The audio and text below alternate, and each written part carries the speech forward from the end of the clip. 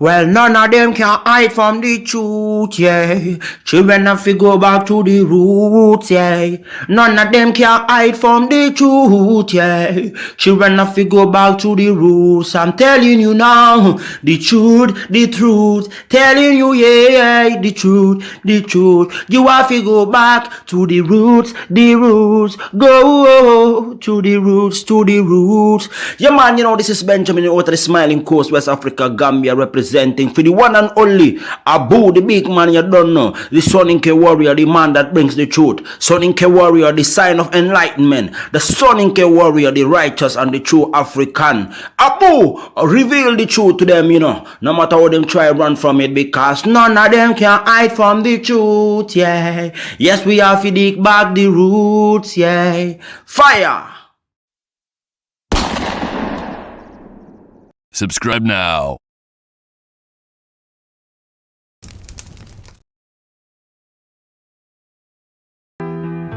And I remember your face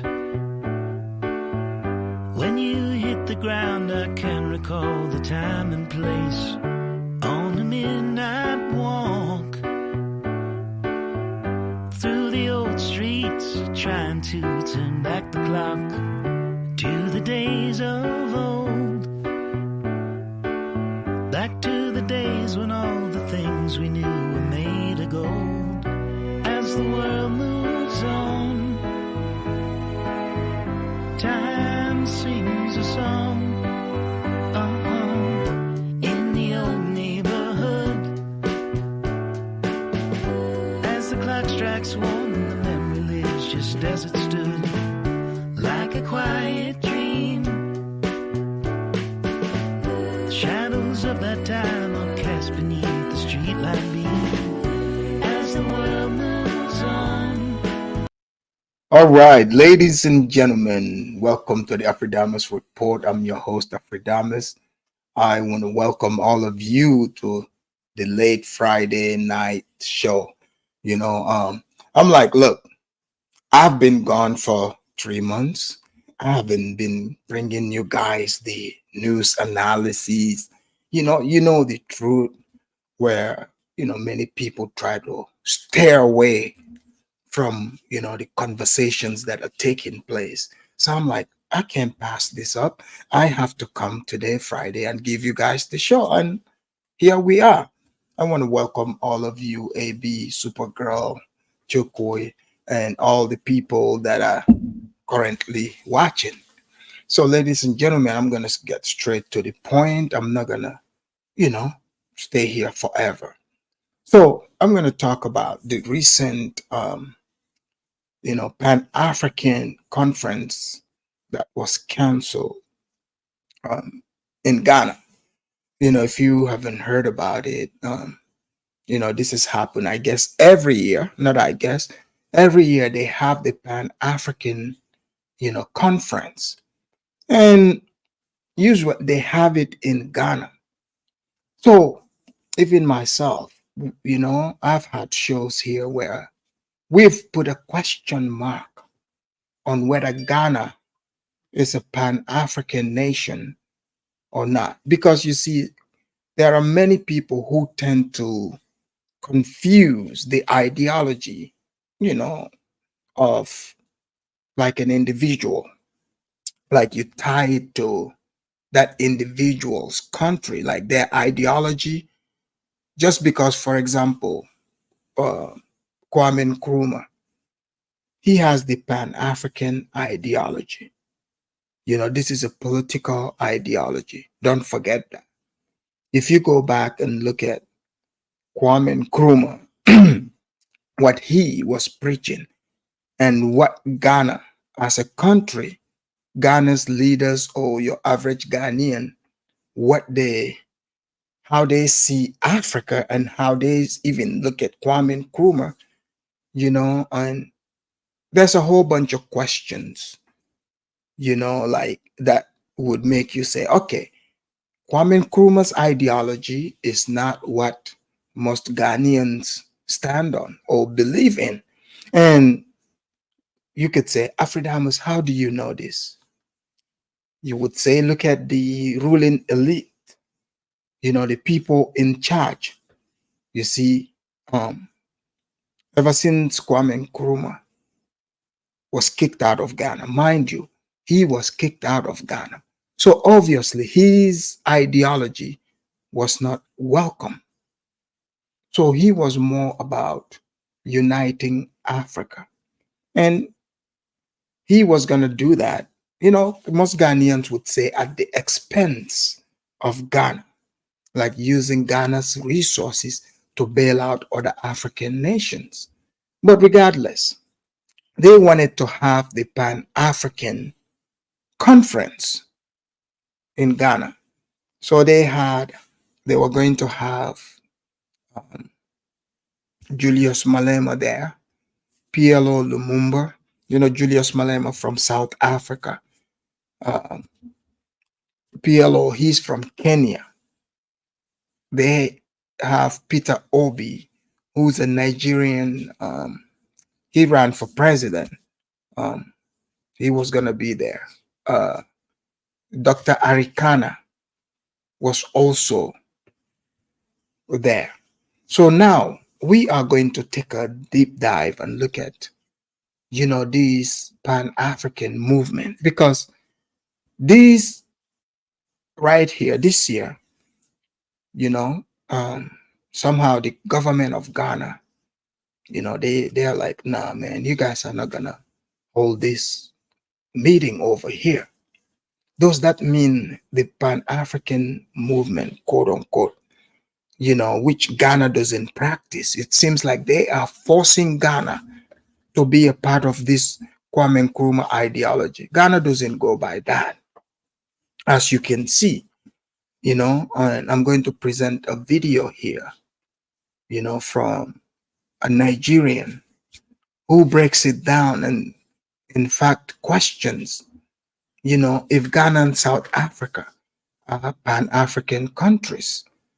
It's not about lip service, because you see, like Malema, some of the Western Pan-Africanists have put a big question mark on Malema, who said he's a Pan-Africanist. He yells at white people, but then he comes and promote white people ideology, because he spoke against, President Museveni. You guys remember a few months back. So, to me, the way I see it is Ghana, for example, the president, Nana Akufo, and, like they commercialize the Pan-Africanist movement.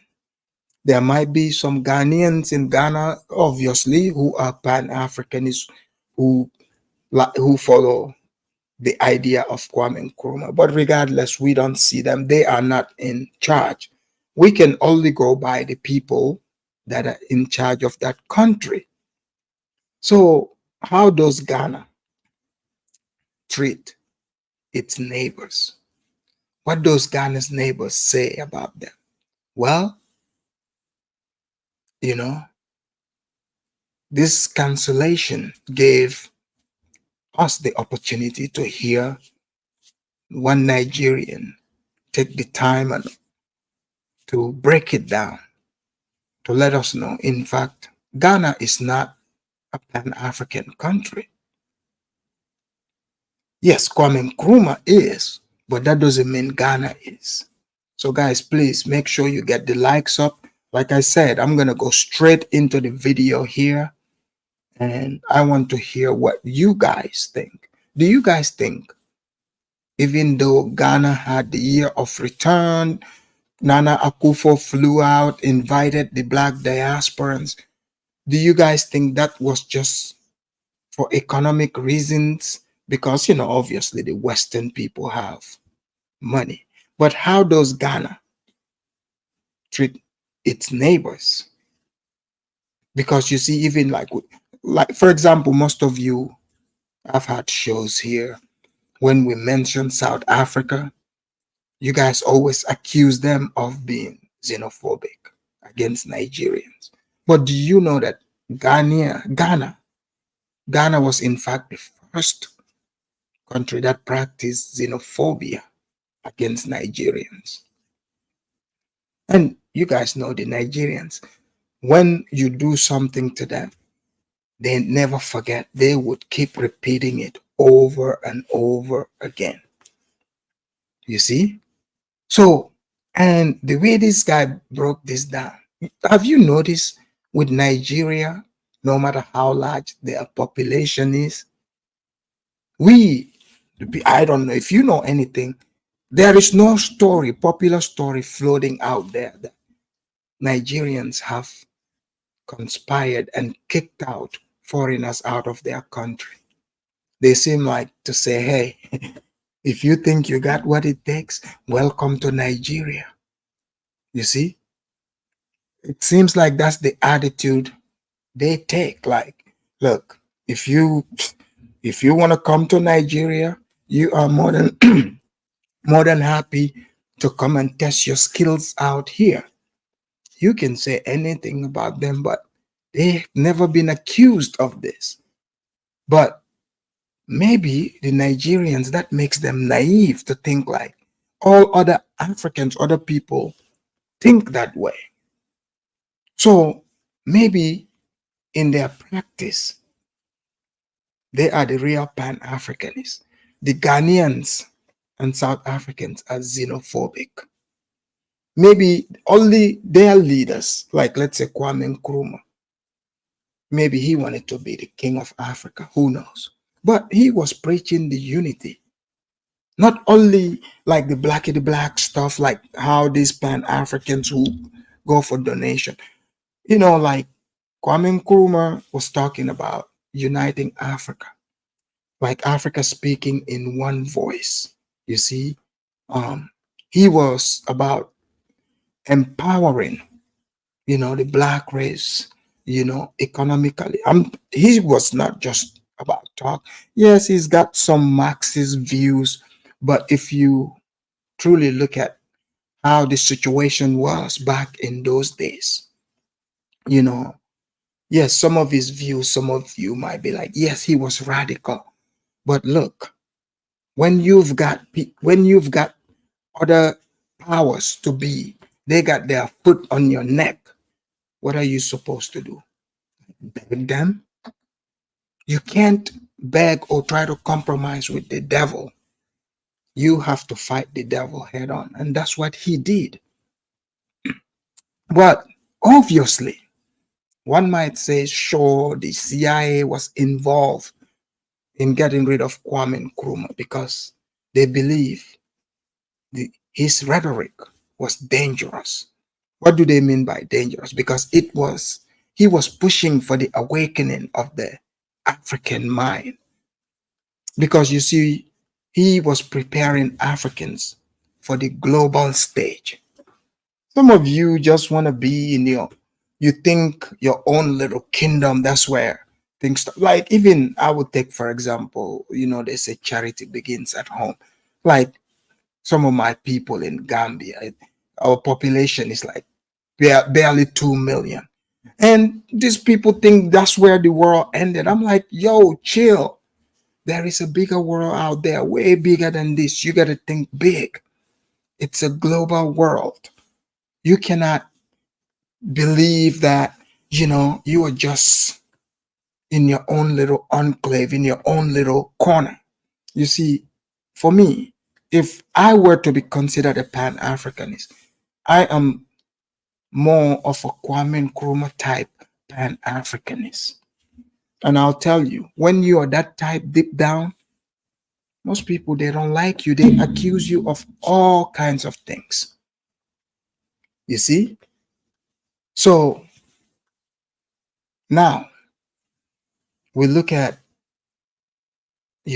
after Kwame Nkrumah, he was kicked out of Ghana by the Ghanaians.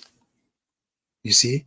Because Ghana, they were like, look, man, Kwame Nkrumah, you are taking all our money, sponsoring, trying to sponsor and free these, other dusty Africans, like, this is not what we put you in power for, man.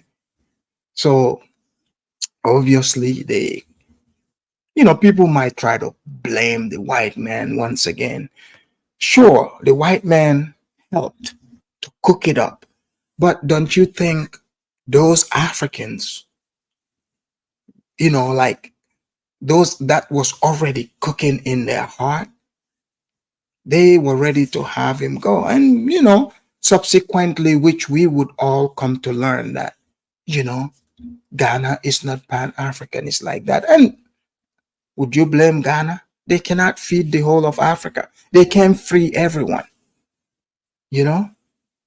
But a giant came from their country, Kwame Nkrumah, and people are holding them to that,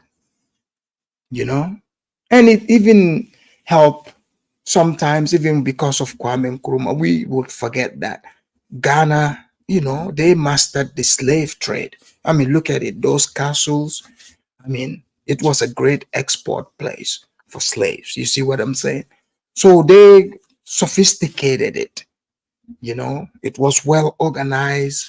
It was in some, little dusty LLC company. No, it was sophisticated. You bring the dusty blocks from the interior and they count all of them, lay them all out in the place now they call the castle, where we see some of the videos of people landing. They would touch the ground and say, the spirit have touched them. Look, I'm not there. I'm not trying to question or dispute all that, but all this is taking place in Ghana. So now that connection, with the Gaviate connection, which is, the black diaspora, Pan-Africanists, they have Gavi, the Africans have Kwame Nkrumah, I mean, Nelson Mandela, South Africa has him, Steve Biko, but he passed away a long time ago, right? So Julius Malema is riding the coattail of, Nelson Mandela. And if you notice, Julius Malema, is not getting sponsored by black people. How is Julius Malema supposed to be, this staunch Pan-Africanist? And then we see him supporting the Rainbow Coalition. That is not Pan-Africanist. That is not African culture. So we have him in the mix, So they're like, let's go to Ghana. We are going to force Ghana, to be Pan-African. And Ghana have had enough. And let's see what this Nigerian is going to say. Let me do the disclaimer here. This is for fair use for edutainment purposes. And we are going to break it down. Here we go.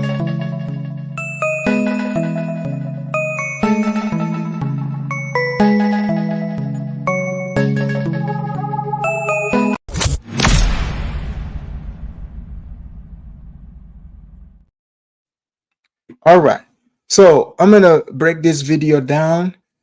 This is from a guy named Corporate Junkie. Very good breakdown of the video. So he said, this is why Ghana is not a Pan-African country, just a hype. So Corporate Junkie believes that it's just a hype. Ghana is not, in fact, a Pan-African country. And sure, one can make that argument because what is Pan-Africanism? Is Ghana's president speaking like Kwame Nkrumah, who was a real Pan-Africanist? Ghanaians at the time kicked him out of Ghana. Whatever he was preaching, wasn't working. I mean, it got them to independence, but they were like, hey, Kwame, like, man, you took us out of the, the chains from the white man, but now you taking this a little bit too far. We can't do these, Wakanda style things. But PLO Lumumba, Julius Malema, and them, the little other Pan-Africans, want to force Ghanaians to be Pan-Africanists. So this brother right here is going to make the argument that Ghana is not a pan-Africanist country. In fact, their practice against their neighbors would make them a white supremacist country. Here we go. This is for fair use. Me on the second part of the series on Pan-Africanism. In this video, we're going to be discussing Ghana as a country. And we're going to be looking into if Ghana has really lived up or continuously live up to the ideals of Pan-Africanism. See, Pan-Africanism is something that Ghana is known for. It was something that was established long ago by Ghana's first prime minister, Kwame Nkrumah, who helped to secure Ghana's independence in 1957 from the British colonial rule. Kwame Nkrumah was a well-respected leader, one who historians have documented extensively his pledge and his fight for Pan-Africanism. Kwame Nkrumah. That is 100%. Kwame Nkrumah. I mean, like, you go listen to the man talk. You read his speeches. There's no confusion about where he stands. You see, he lays everything clear, and he is about economic empowerment. Kwame Nkrumah is not talking about white people as if white people are above him.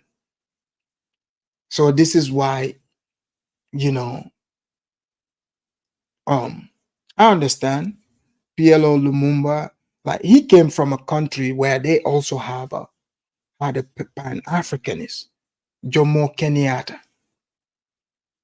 You see, you got Peter Obi, the Nigerian politician.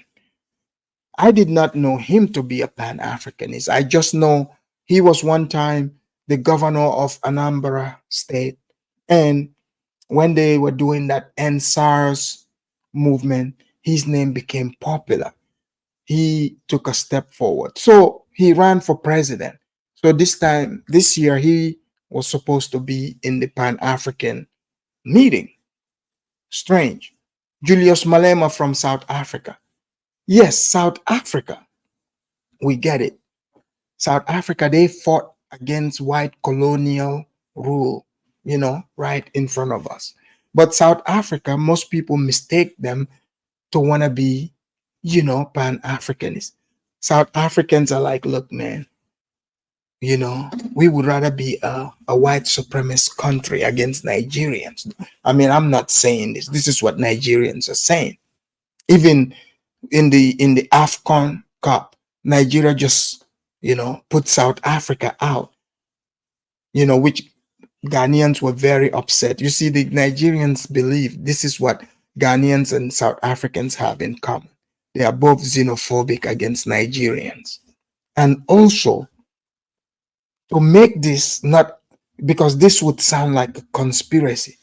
Do you guys know during apartheid, Nigeria was very well known in the open to stand against the white people to fight for the freedom of South Africa?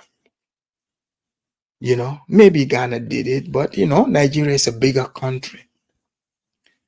But now, do you know who South Africa did a visa free for? They did it for Ghana.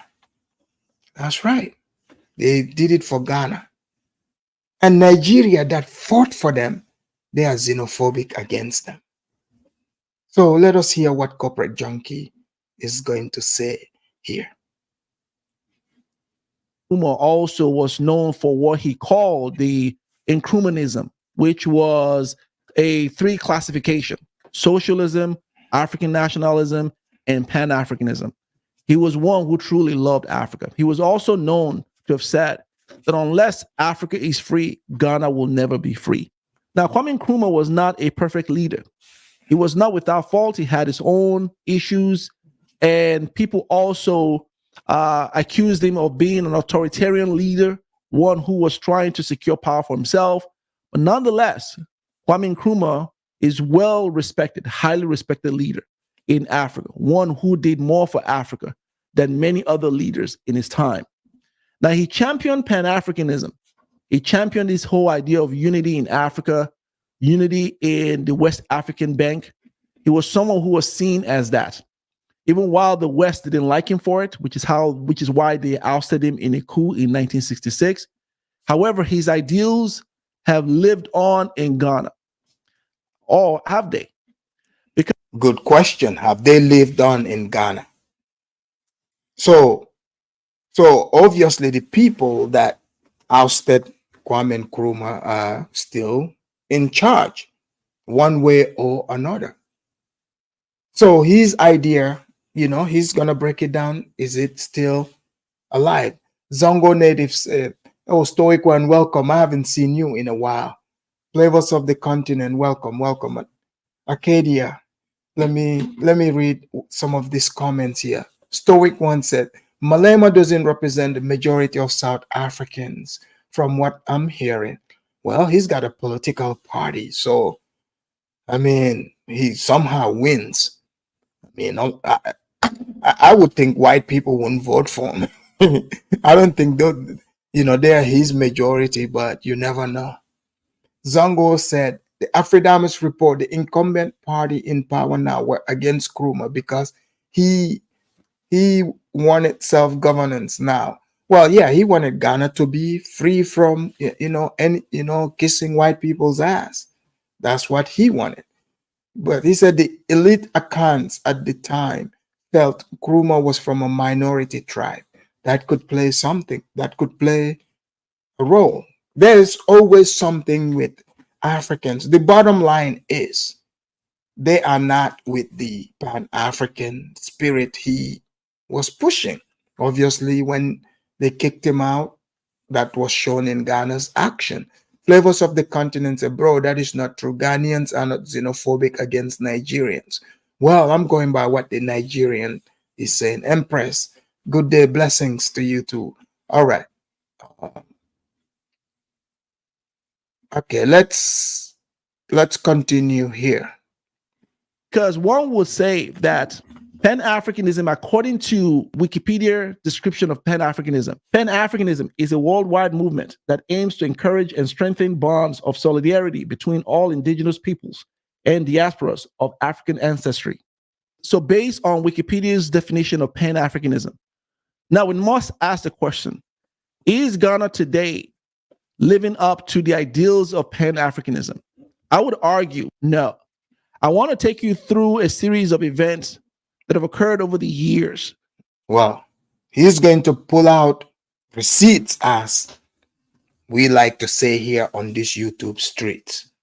So brace yourself and let us hear what he is about to accuse Ghana of. Here we go. That would suggest that that has not been the case with this beautiful country, Ghana, whose mission and ideals were great ideals for Africa. I want to take you to 1969, a year which was pivotal in the history between Ghana and Nigeria.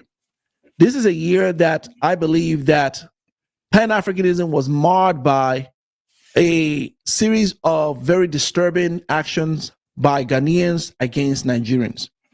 Prior to 1969, Ghana's economy was the most thriving economy, some would even argue, in Africa at one point.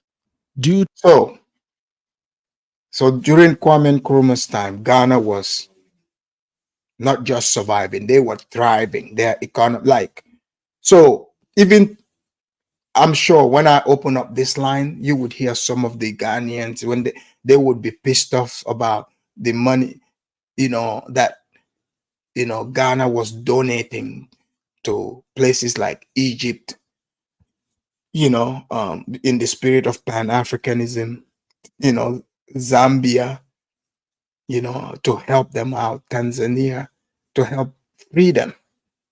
He was helping a lot of other African nations.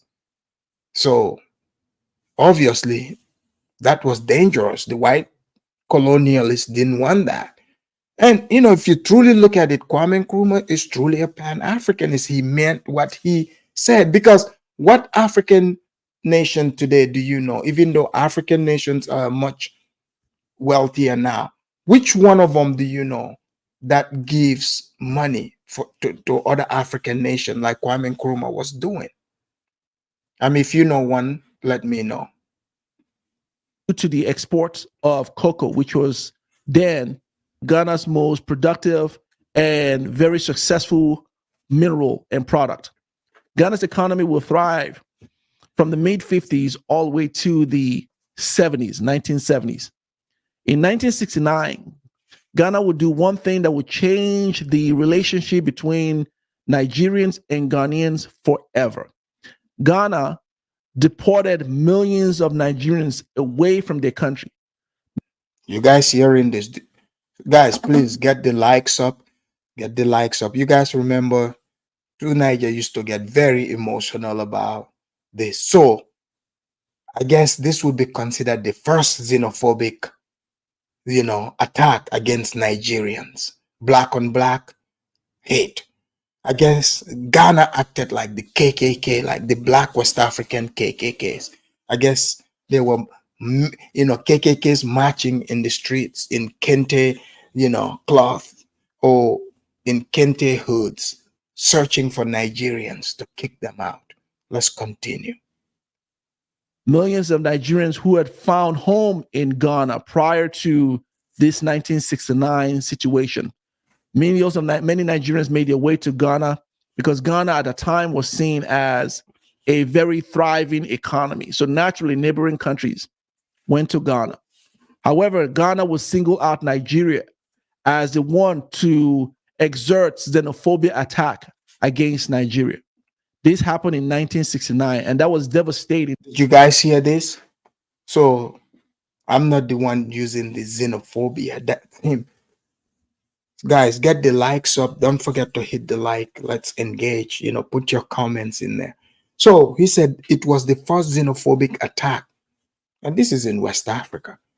So when you guys are looking at South Africa is young in the game of xenophobia against Nigerians. I guess Ghanaians were the first ones. Here we go. For Nigerians who saw Ghana as a friend and ally and as a neighbor. But this action was also quickly retaliated against in 1983 by Nigerians who then, during this time, had a thriving economy, and Ghana's economy had flatlined at this point. And Nigerians remembered what Ghana did to them in 1969. And guys, get the likes up. Get the likes up. You see, South Africans should be careful also. Because what if Nigeria start getting their act together? They all of a sudden become like real wealthy, and South Africa's economy goes down. But I bet South Africans, they will be like, man, that will not happen, my brother. We have white people. We have white people. Okay. But Nigeria, when they get their act together, that is very possible. You see, they retaliated against Ghana when Ghana became broke. Here we go. Drove them away in 1983, which has since been coined Ghana Must Go. So the question I'm asking right now is that Pan-Africanism for a country like Ghana to be experiencing an economic boom at a time in their country and then use that as an opportunity to now inflict an undue hardship to their neighboring country, Nigeria? Is that Pan-Africanism to now to take such an action when they should be championing unity at the time when they were economically successful, at a time when their country was booming? Is that Pan-Africanism? One will argue no. Now, I want to take you also to a more recent time in 2019, where Ghana again struck its neighboring country, Nigeria, in a xenophobia attack. Again, unprovoked, Ghanaians in 2019 took up arms against Nigerians in their own country. So it sounds like, so in 1969, Ghana's action, that wasn't Pan-Africanist at all. So Nigeria gave it back to them in 83. So I guess as recent as 2019, Ghanaians rose up against Nigerians again. So, it wasn't only the South Africans. What is the Nigerians doing in this country? Here we go. They destroyed shop, Nigerian businesses, attacked a lot of Nigerians. Some were injured, killed. Now, again, is this what you call Pan-Africanism? Many will argue no. And the real funny thing about this whole thing is that throughout this entire time, Ghana has always seemed to strike first against its neighboring country, Nigeria. And then throughout this entire time, Nigeria has given Ghana more aid. And do you guys think this guy is using the cancellation, to give his grief? Because, is he crying? Is he doing the thing that people accuse Nigerians of? They say Nigerians are always crying. Is he crying? Or, he's giving proof here, to point out that no, Ghana's actions, Ghana shouldn't be called a Pan-Africanist country. Guys, get the likes up and don't hesitate to hit the super chat, to support the stream. Thank you. Ghana has enjoyed a lot of aid and assistance and support from Nigeria over the years. As a matter of fact, one might even look at Nigeria to be more of a Pan-African country than Ghana was. See, Nigeria over the years has never had any xenophobia attack against any of the citizens or migrants or immigrants living. So this is true. I said this in the beginning of the stream. Yes, you can say anything about Nigerians, but we don't have record of Nigerians attacking foreigners in their country. So seems like Nigerians are welcoming to whoever living in their country. Nigeria today is made up of 220 million people that live there, millions of which are foreigners that live in Nigeria. Nigeria today is home to both Ghanaians, to Lebanese, to Indians, to Chinese, to African Americans, to white Americans, to a lot of people. And never in the history of Nigeria have there been any one of these visitors who have made Nigerian home attacked in Nigeria. Never. They've enjoyed the hospitality of Nigerians. They've enjoyed Nigeria as a home. But what we've seen over the years is that countries like Ghana. So do you guys put in the chat, do you guys think this Nigerian guy is just crying? Because, when Nigerians talk about even South African xenophobia, I saw online where Nigerians in the AFCON, they kick South Africa out. And they are like, some of them are saying, this is to show them how xenophobia is retaliated. And of course, here comes some Ghanaian haters. They were very, very upset that Nigeria made it to the finals. Some of these Ghanaians went there, they even got their malams, their malams to try to put some juju on the Nigerian players so that Nigeria can lose. But, their malams could not even help the Black Star. So, so obviously that was out of the door. So Ghana and their malams, they joined together to help South Africa against Nigeria, and Nigeria still prevailed. But you guys see, he said the xenophobia was coming from Ghana. Why is that? Supergirl, thank you for the super chat. Guys, don't forget to hit the super sticker. Okay, let's see. Taking vengeance or taking some kind of animosity against Nigeria. We've also equally seen Indians in India attacking Nigerians in their country. We've also seen South Africans who also make home in Nigeria, having Nigerians attacked in their own country. See, he is going to bring all of these xenophobic ones. Even the Indians who are way in India, I did not know they were Pan-Africanists. But, some of these Indians have been pretending to be Pan-Africanists because you know why? The Pan-Africanists, especially, the ones who are confused about what they are, they like to say, oh, oh, it's for melanated people. Melanated. Whenever you hear that, that means that's their way of saying, oh, it is a rainbow coalition like they have in South Africa. Okay. So in the West, they have like a guy, he looked like Mexican, for instance. I mean, you're like, he's like, hey, say we Pan Africans. You're like, wait, are you like African? Oh yeah, yeah, yeah. Say and then here comes, he's black Pan African. It's like, yeah, yeah, that's the brother. He's just melanated. You're like, wait a minute. He's not African. They're like, yo, man, he is African. He is melanated.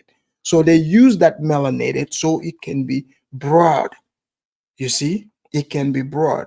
But in Africa, the father of Pan-Africanism, Kwame Nkrumah, Kwame Nkrumah, he married an Egyptian.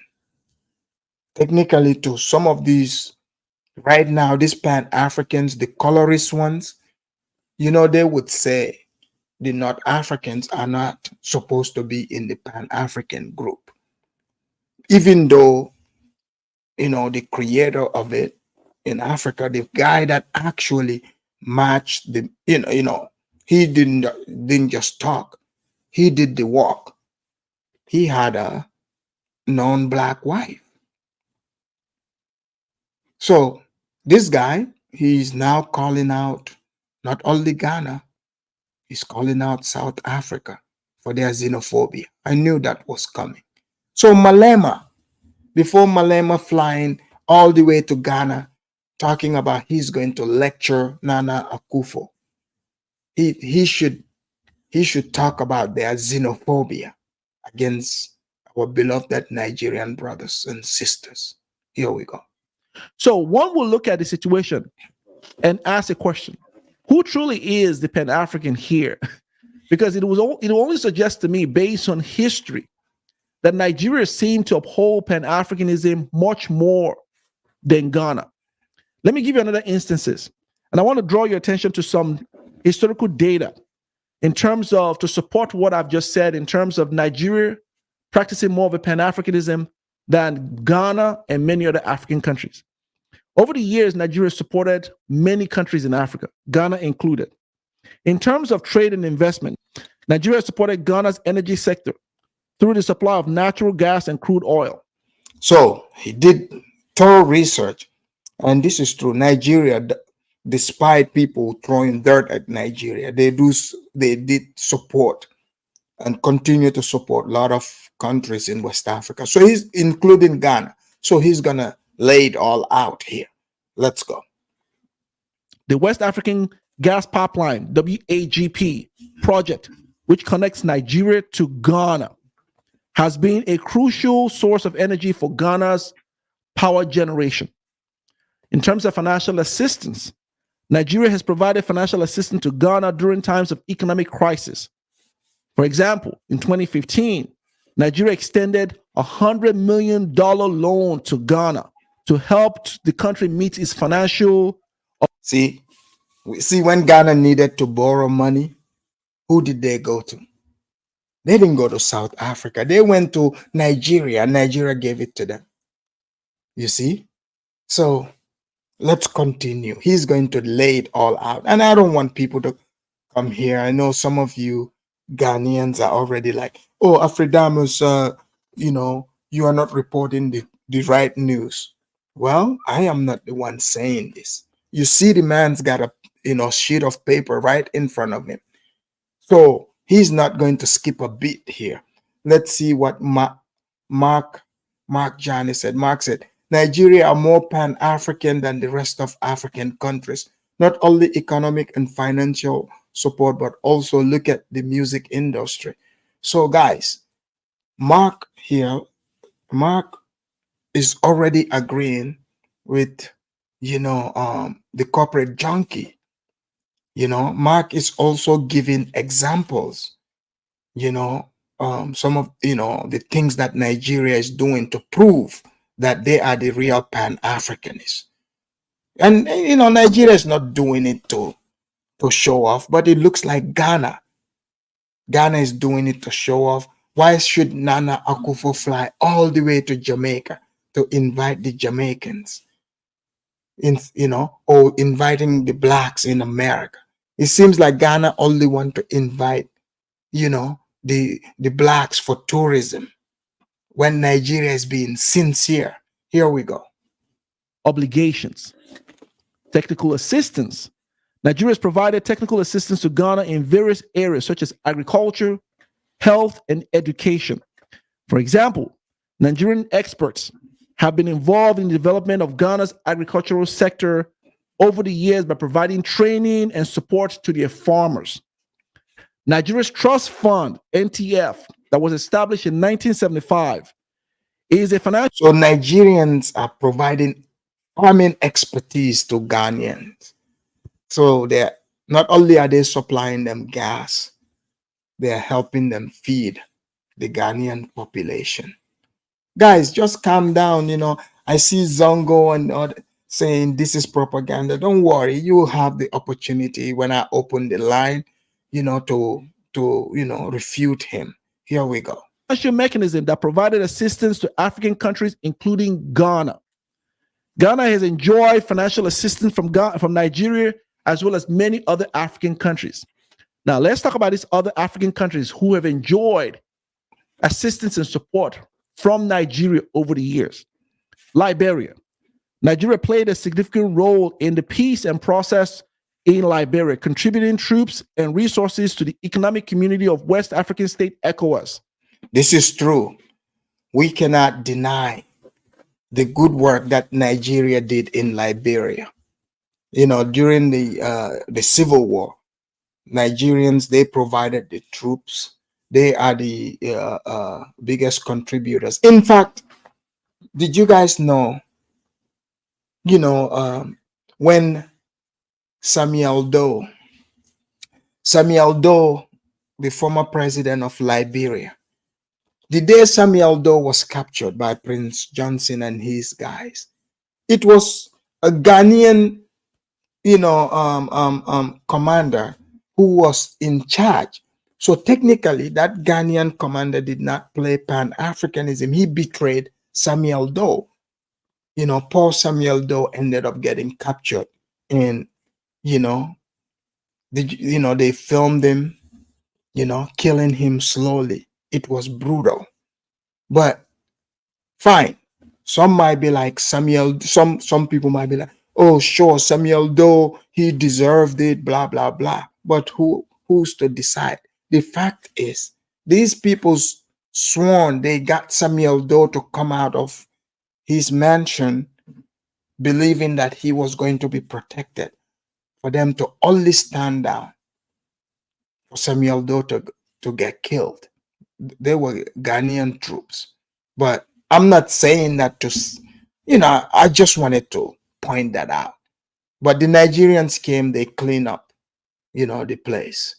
During the civil crisis in Liberia and the civil war in 1990s, Sierra Leone, Nigeria provided military and financial assistance to Sierra Leone during the civil war in 1990 all the way to the early 2000s. South Africa. Nigeria supported the anti-apartheid movement in South Africa, providing financial and political support to the African National Congress. Oh, now he's talking about South Africa, and only for South Africa to repay Nigeria in what? The popular xenophobia. Guys, make sure, those of you that are looking forward to calling in, make sure your audios are correct. And, I don't know if you are on Obama phone or Obama network, try to connect to your neighbor or, whoever's Wi-Fi, but make sure, your connection is gonna work right, because I'm about to open the lines here shortly. Congress, the ANC, and other liberation movement in South Africa. Angola. Nigeria provided financial and political support to the popular movement for the liberation of Angola during the Angolan War of Independence and the subsequent civil war that occurred in Angola. Zimbabwe. Nigeria provided Financial assistance to Zimbabwe during its struggle for independence from the white minority rule in 1970s. Lastly, Namibia. Nigeria supported the Southwest African People Organization, the SWAPO, in its fight for independence from South African rule. These and many other countries have enjoyed Nigerians' hospitality. Now, I will go back to my question earlier on. Who truly is the Pan-African country here? Because it would suggest to me that while Nigeria doesn't do a public speaking or do a PR campaign on Pan-Africanism or doesn't have pretty speeches, Nigeria in its actions have shown Pan-Africanism much more than Ghana and any other country who has claimed Pan-Africanism. Oh man. So he is calling Ghana, you know, like he's calling Ghana just tap dancers. Oh my goodness. Let's give them the educated feet for it. I can do some shuffling too. Look out, man, what you gonna do? Look out, boys, it's coming through. Yeah, man, yeah, man. Boy, he got educated feet. Man, he might as well just say they got educated feet. Well, I did it for him. Here we go. Africanism. Because Pan-Africanism to me is all I've just described to you. Helping your own fellow African when it's needed, providing support to your own African countries when it's needed, ensuring that being the giant of Africa is not just in word, but it's in action and is in deed. There has not been any country outside of Nigeria that have provided the type of support financially, as well as militarily, as well as any other support to Africa that Nigeria has done. So, based on what I've just told you, I want you to ask yourself, who truly is a Pan-African here? I would say Nigeria is, and not Ghana, because Pan-Africanism with Ghana has come with xenophobia attack against its own neighboring country, a country that they've enjoyed resources and aid from, but seem to return retaliation and animosity again. Guys, the link is in the chat. Make sure you hit the link. Come on through here. I want to hear you guys' point of view. Do you agree with Corporate Junkie? Because he's called Ghana to the table. He didn't leave South Africa behind. He's calling Ghana a xenophobic country. He is saying Ghana, they are good at giving speeches, just like Julius Malema about Pan-Africanism, but their actions speaks otherwise. He said Nigerians are the real Pan-Africanists. Here we go. Yes. Ghana also have enjoyed Nigeria's hospitality in terms of its music and entertainment sector, where Nigerian artists, Afrobeat artists, have seemed to pull Ghana along for the ride. Nigerian artists and big artists have gone to Ghana to perform in Ghana, to get their artists along, to move them along. Nigeria's own Afrobeat festival, created by two Nigerians, have had Afro Nation done in Ghana in an attempt to really pull Ghana into this whole thing. But with all of this, we see a huge animosity from this country, Ghana, against its neighboring country, Nigeria. So is that Pan-Africanism? I would say no. So I put before you all this argument, and I ask you to ask yourself, has Ghana truly lived up to its ideals of Pan-Africanism, to the ideals of Kwame Nkrumah? So I want Ghanaians to come here and answer this question. Ghanaians are being called out. They're saying all you guys are doing is just giving speeches. But have you really lived up to the ideals of Pan-Africanism, especially after being so xenophobic against your neighbors? The link is in the chat, guys. Hit the link, come and join the conversation. The first prime minister of Ghana, who had a good idea for the country, or has Ghana falling off of the cliff when it comes to Pan-Africanism? So with all of this, I want you to think about it. I will see you all next time. Thank you all for watching. Please. All right, guys, that's the Corporate Junkie. Go and subscribe to his channel. That was a good video. Guys, do you agree that Nigeria is more Pan-Africanist than Ghana and South Africa both combined? Is Ghana being, it's like Ghana's government, for instance, they don't want this, Pan-Africanist talk in their country. They want to make money, So, do you believe that the Nigerians are just whining, crying as usual? I mean, not me saying this, but they are accused of always complaining and whining. Or the Ghanaians could be like, Niger, why don't you stay in your own country? But the man gave the full sheet here. Not only is Nigerians, coming to Ghana and teaching them, helping them, learn how to farm, giving them experts so they can get new techniques in farming expertise. They are supplying them gas. But I see that Zongo is saying Ghana bought the gas. Guys, hit the link. Let me see here. Frank said this guy envy Ghana because a lot of good things happening in Ghana day by day. I think he has not seen this in Nigeria. Well, he disagrees. Nigeria, Rasmoy said Nigeria is more Pan-Africanist than Ghana and South Africa. That's a fact. Rasmoy, what do you base that off of? Okay, let's see here. All right, we got Mike in the house. Mike, welcome to the Afridamus Report. What's up, man? Mike, did you see what Corporate Junkie, just said? Yeah. I mean, So is Nigeria more Pan-Africanist than Ghana? Well, I'm not the one to judge. I mean, to me, from the actions. Yeah, and that's what I always say. Like, we should focus more on actions than just talk. Because a lot of these people that are calling it Pan-Africa, they just do a lot of talking. Is Peter Obi a Pan-Africanist now? Peter Obi, is he a Pan-Africanist? Obi is just campaigning, man. He's just he's gearing up for 2027 election. That's what he's doing. He's just running.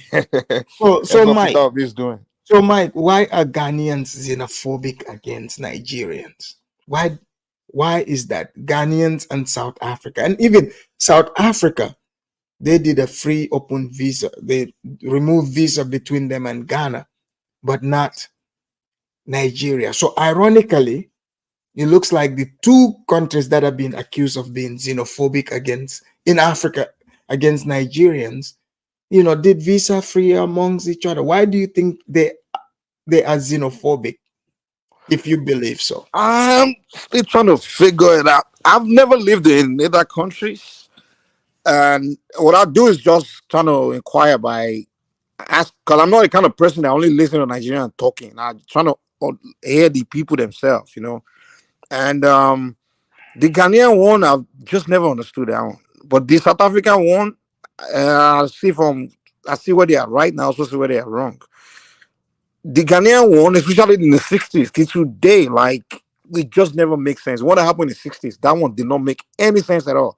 Because most of those Nigerians, they were kicked out, were the Yoruba people, so we still talk about it a lot. And the reason are you guys just accusing Ghanaians? No. What happened? The one in the 60s, even Ghanaians regret it, because I spoke with a lot of Ghanaian elders and they regret this. When they talk about it, they actually say, man, it was a stupid, that it just didn't make sense. Because I met a Ghanaian medical doctor, man, he was in the old man. I asking about it, like, is it true that what our elders in Nigeria told us about what happened in the 60s? Because the reason they did that in the 60s wasn't because Nigerians were in the street looking for jobs or constituting nuisance. How South Africans complain that people are here doing bad things, or they didn't even say Nigerians were doing bad things. It's just simply that those Nigerians were progressing. And you know what they did? They literally took their Nigerians were progressing and they were owning mansions, owning homes. It was kind of like similar to what Idi Amin did to the Indians.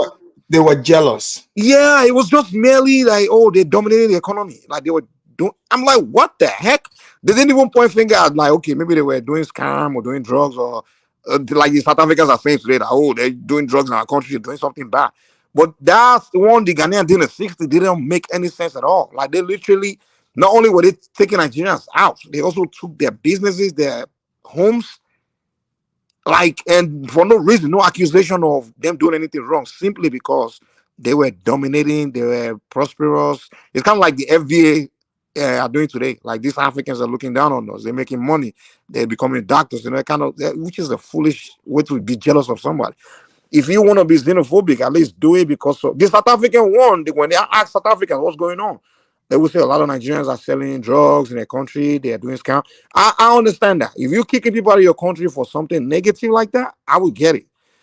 But sometimes also we hear some South Africans saying they're looking down on us, they're making money. But that, you know, but the South African one, I get it. If they're telling me that Nigerians are in their country doing something bad and you don't want them there anymore, I can buy that. You know, I wouldn't want people in my country doing bad things, selling drugs and things like that. But I don't know how.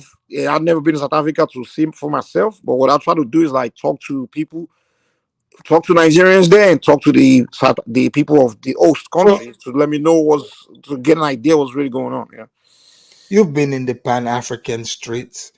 So, you know, Ghana being a Pan-African country has come with a big question mark. Would you say Ghana is a Pan-African country? From the action, I won't say that. I don't think they've convinced me that they're Pan Africans from action. It's just from words, you know. From we are Pan African. The only Pan African I know from Ghana is Kwame Nkrumah. Well, I don't think the Ghanaian people themselves. But Nana Akufo invited the blacks to come in. You know, invited Jamaicans. You know, Okay, said the so year of return. You know, come down to Ghana. we can call that a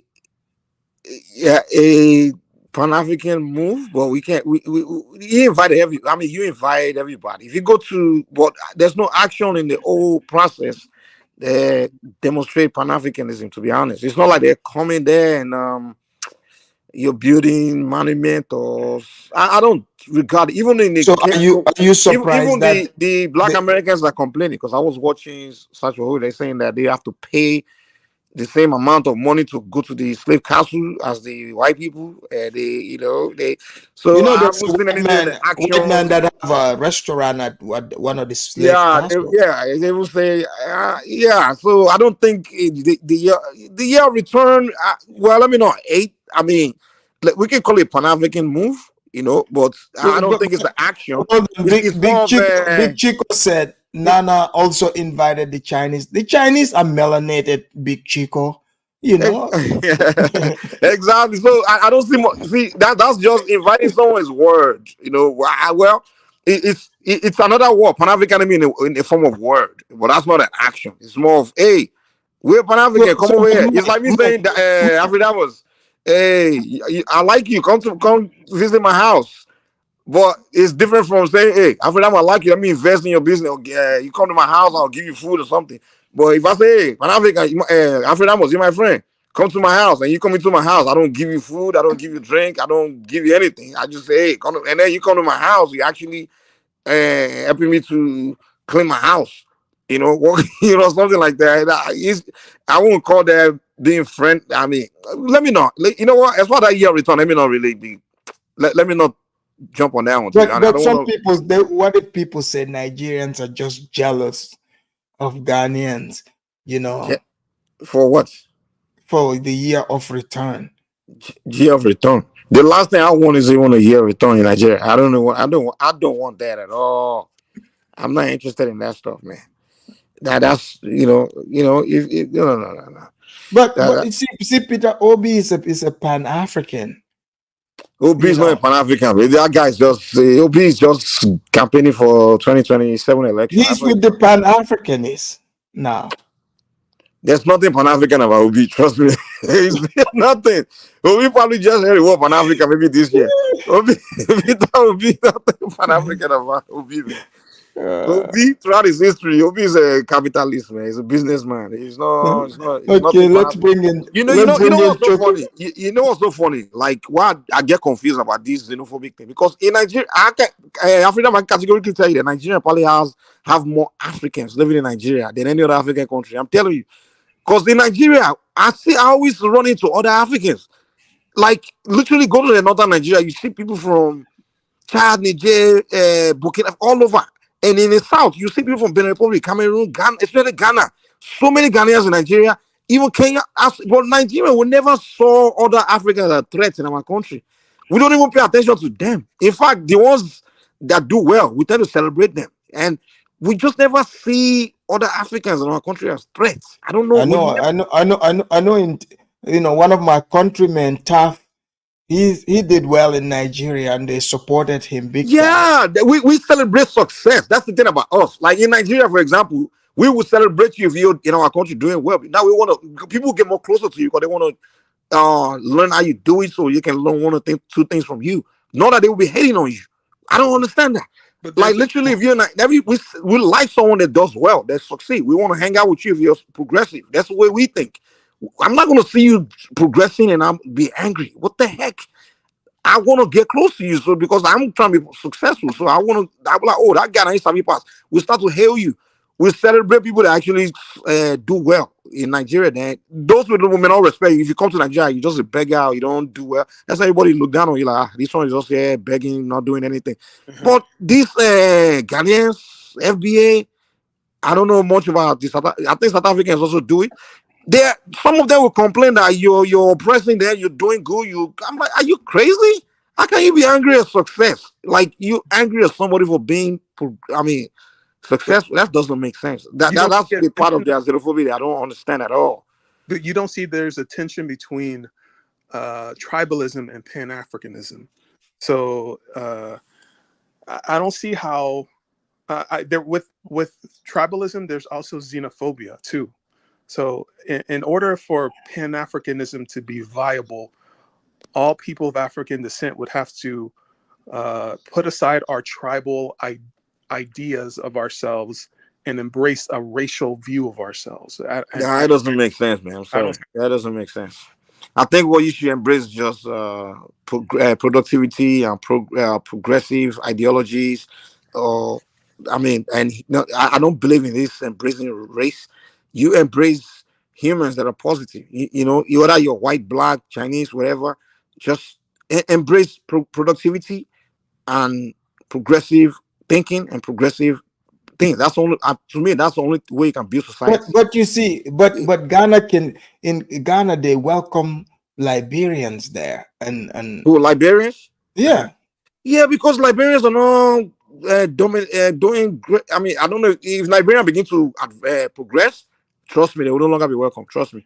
Wait, you saying Liberians are not doing well there? That's why they're welcome. If they're beginning to do better than the Ghanaians, I don't know if Ghanaians have changed their attitude. It seems like they have. If you look at what issues they have with Nigeria, usually they complain about, Nigerian music is popping, Nigerian they're making money. They complain about the progress of Nigerians, not really much about saying, what's something bad Nigerians are doing. So it doesn't make sense. For example, you complain about Nigerian artists are progressing. Are you not supposed to? If I'm in the shoes of Ghanaian, what I'll be doing is telling Ghanaian artists, hey, go collaborate with the Nigerian artists. Use the Nigerians to come up. And even the Nigerian artists will literally be the ones to try to. Do you know the response so of Nigerian artists? There's no Pan-Africanism in the music? Africanos, do you know the response of the Nigerian artists to Ghanaians complaining about Nigerian artists blowing up and then thinking they're better, all that bullshit? The Nigerian artists literally have been calling the Ghanaian artists, even making songs using Ghanaian language, like using Ghanaian word.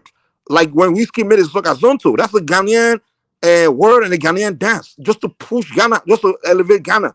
And each song that Kiss Daniel make, they use Ghanaian word, or they use the Ghanaian word. They actually trying to pump Ghana to elevate them. He's trying to throw them a bone and bring them along. Exactly, bring them along. And yes, these Ghanaians are I mean, I'm like, these guys are, what the hell is wrong with you guys? It's just pure, the issue is just like you're jealous that these guys are just above you, not because the guys are not trying, it doesn't make So any sense. wait, Mike, another, congratulations to Nigeria winning big in the AFCON. Was that last game you guys just played? Is that, did you guys do it in the name of xenophobia? Dude, actually, the reason why I kind of like the banters from the Ghanaians, Cameroon, South Africa. They kind of push a lot of Nigerians behind the team. They don't even understand that they actually the reason why the Nigerians are all behind the team, and also the team even being motivated. So I have to thank them for that, man. I have to thank them for that. Those banters kind of, oh man, that's Nigerians. We're usually not so into the AFCON. We're more like focusing on World Cup. But this AFCON, the way the Ghanaians started and all these Cameroonians started the banter, it kind of pushed many Nigerians to start, jumping behind the team. Like, hey, we gotta win this, man, because of these guys. So now you guys are motivated by the haters. They really get. Oh man, I have to thank them because I don't know which juju man Ivory Coast went to, but you guys are gonna need help. We'll see, man. I have a feeling Nigeria will beat them, though. I have a strong feeling Nigeria will beat them. Nigeria they carry last now, you know that. Oh, Nigeria they carry last. Yeah. So this Pan-African thing, I think we need to look at people's actions than just their talk. All that talking. So are you surprised that they canceled, their Pan-African conference this year in Ghana? All that stuff is just, to me, all that talking, it's a whole idea, to be honest. And to me, I think they need to dump Pan-Africanism and replace. That's the whole idea. Is Pan-Africanism, is it even working? They need to. It's rubbish. What they need to do is replace it with rubbish. Pan-productivism. I mean, pan-productivity. That's what we need to replace it with, because in today's world, no one is all these. They have the Pan-European organization. There's no such thing as Pan-European. No, they do. They have it. I'm going to prove it to you. But it will be just a bunch of skinhead and no. Pan-European, like the European Union, is a Pan-European organization. No. I will refer to that as pan-productivity. No, it's a Pan-European. Like they come together, they put their money. Do the Pan-European, are they all getting the meetings only talking about? No. Let me. I will call it pan-productivity because the EU is pan-European. That's what I'm saying. I'm trying to respond to you. Like, it's more with pan-productivity than pan-Europeanism. Because when they go there, what are they discussing? No, they're pushing They're pushing European agenda. Exactly. But NATO is pan-European too. Hold on. If it's really about Europeanism, then Russia will be there. No. See, Russia. In fact, I am going to bring, Putin's latest interview, so we can hear from the other side. He is going to explain. I had heard him explain. Talked about the pan-European. He used that exact word, pan-European organization. Yeah. Okay. Let's call it pan-Europeanism. But if you analyze and look at what they do, they are so-called pan-European. They are more action and progressive. Go ahead. Yeah. Don't forget that when you hear whatever especially the Black Pan-Africans emphasize and push forward, when you look deep, is because white people have the same organization, just like the blacks. Some of them would say, or Africans would say they are like Black Greeks, like they are from the fraternities. So they copy the whites. So that's why pan-European. That shouldn't be a shocker. But I would think they will copy. They will want to copy the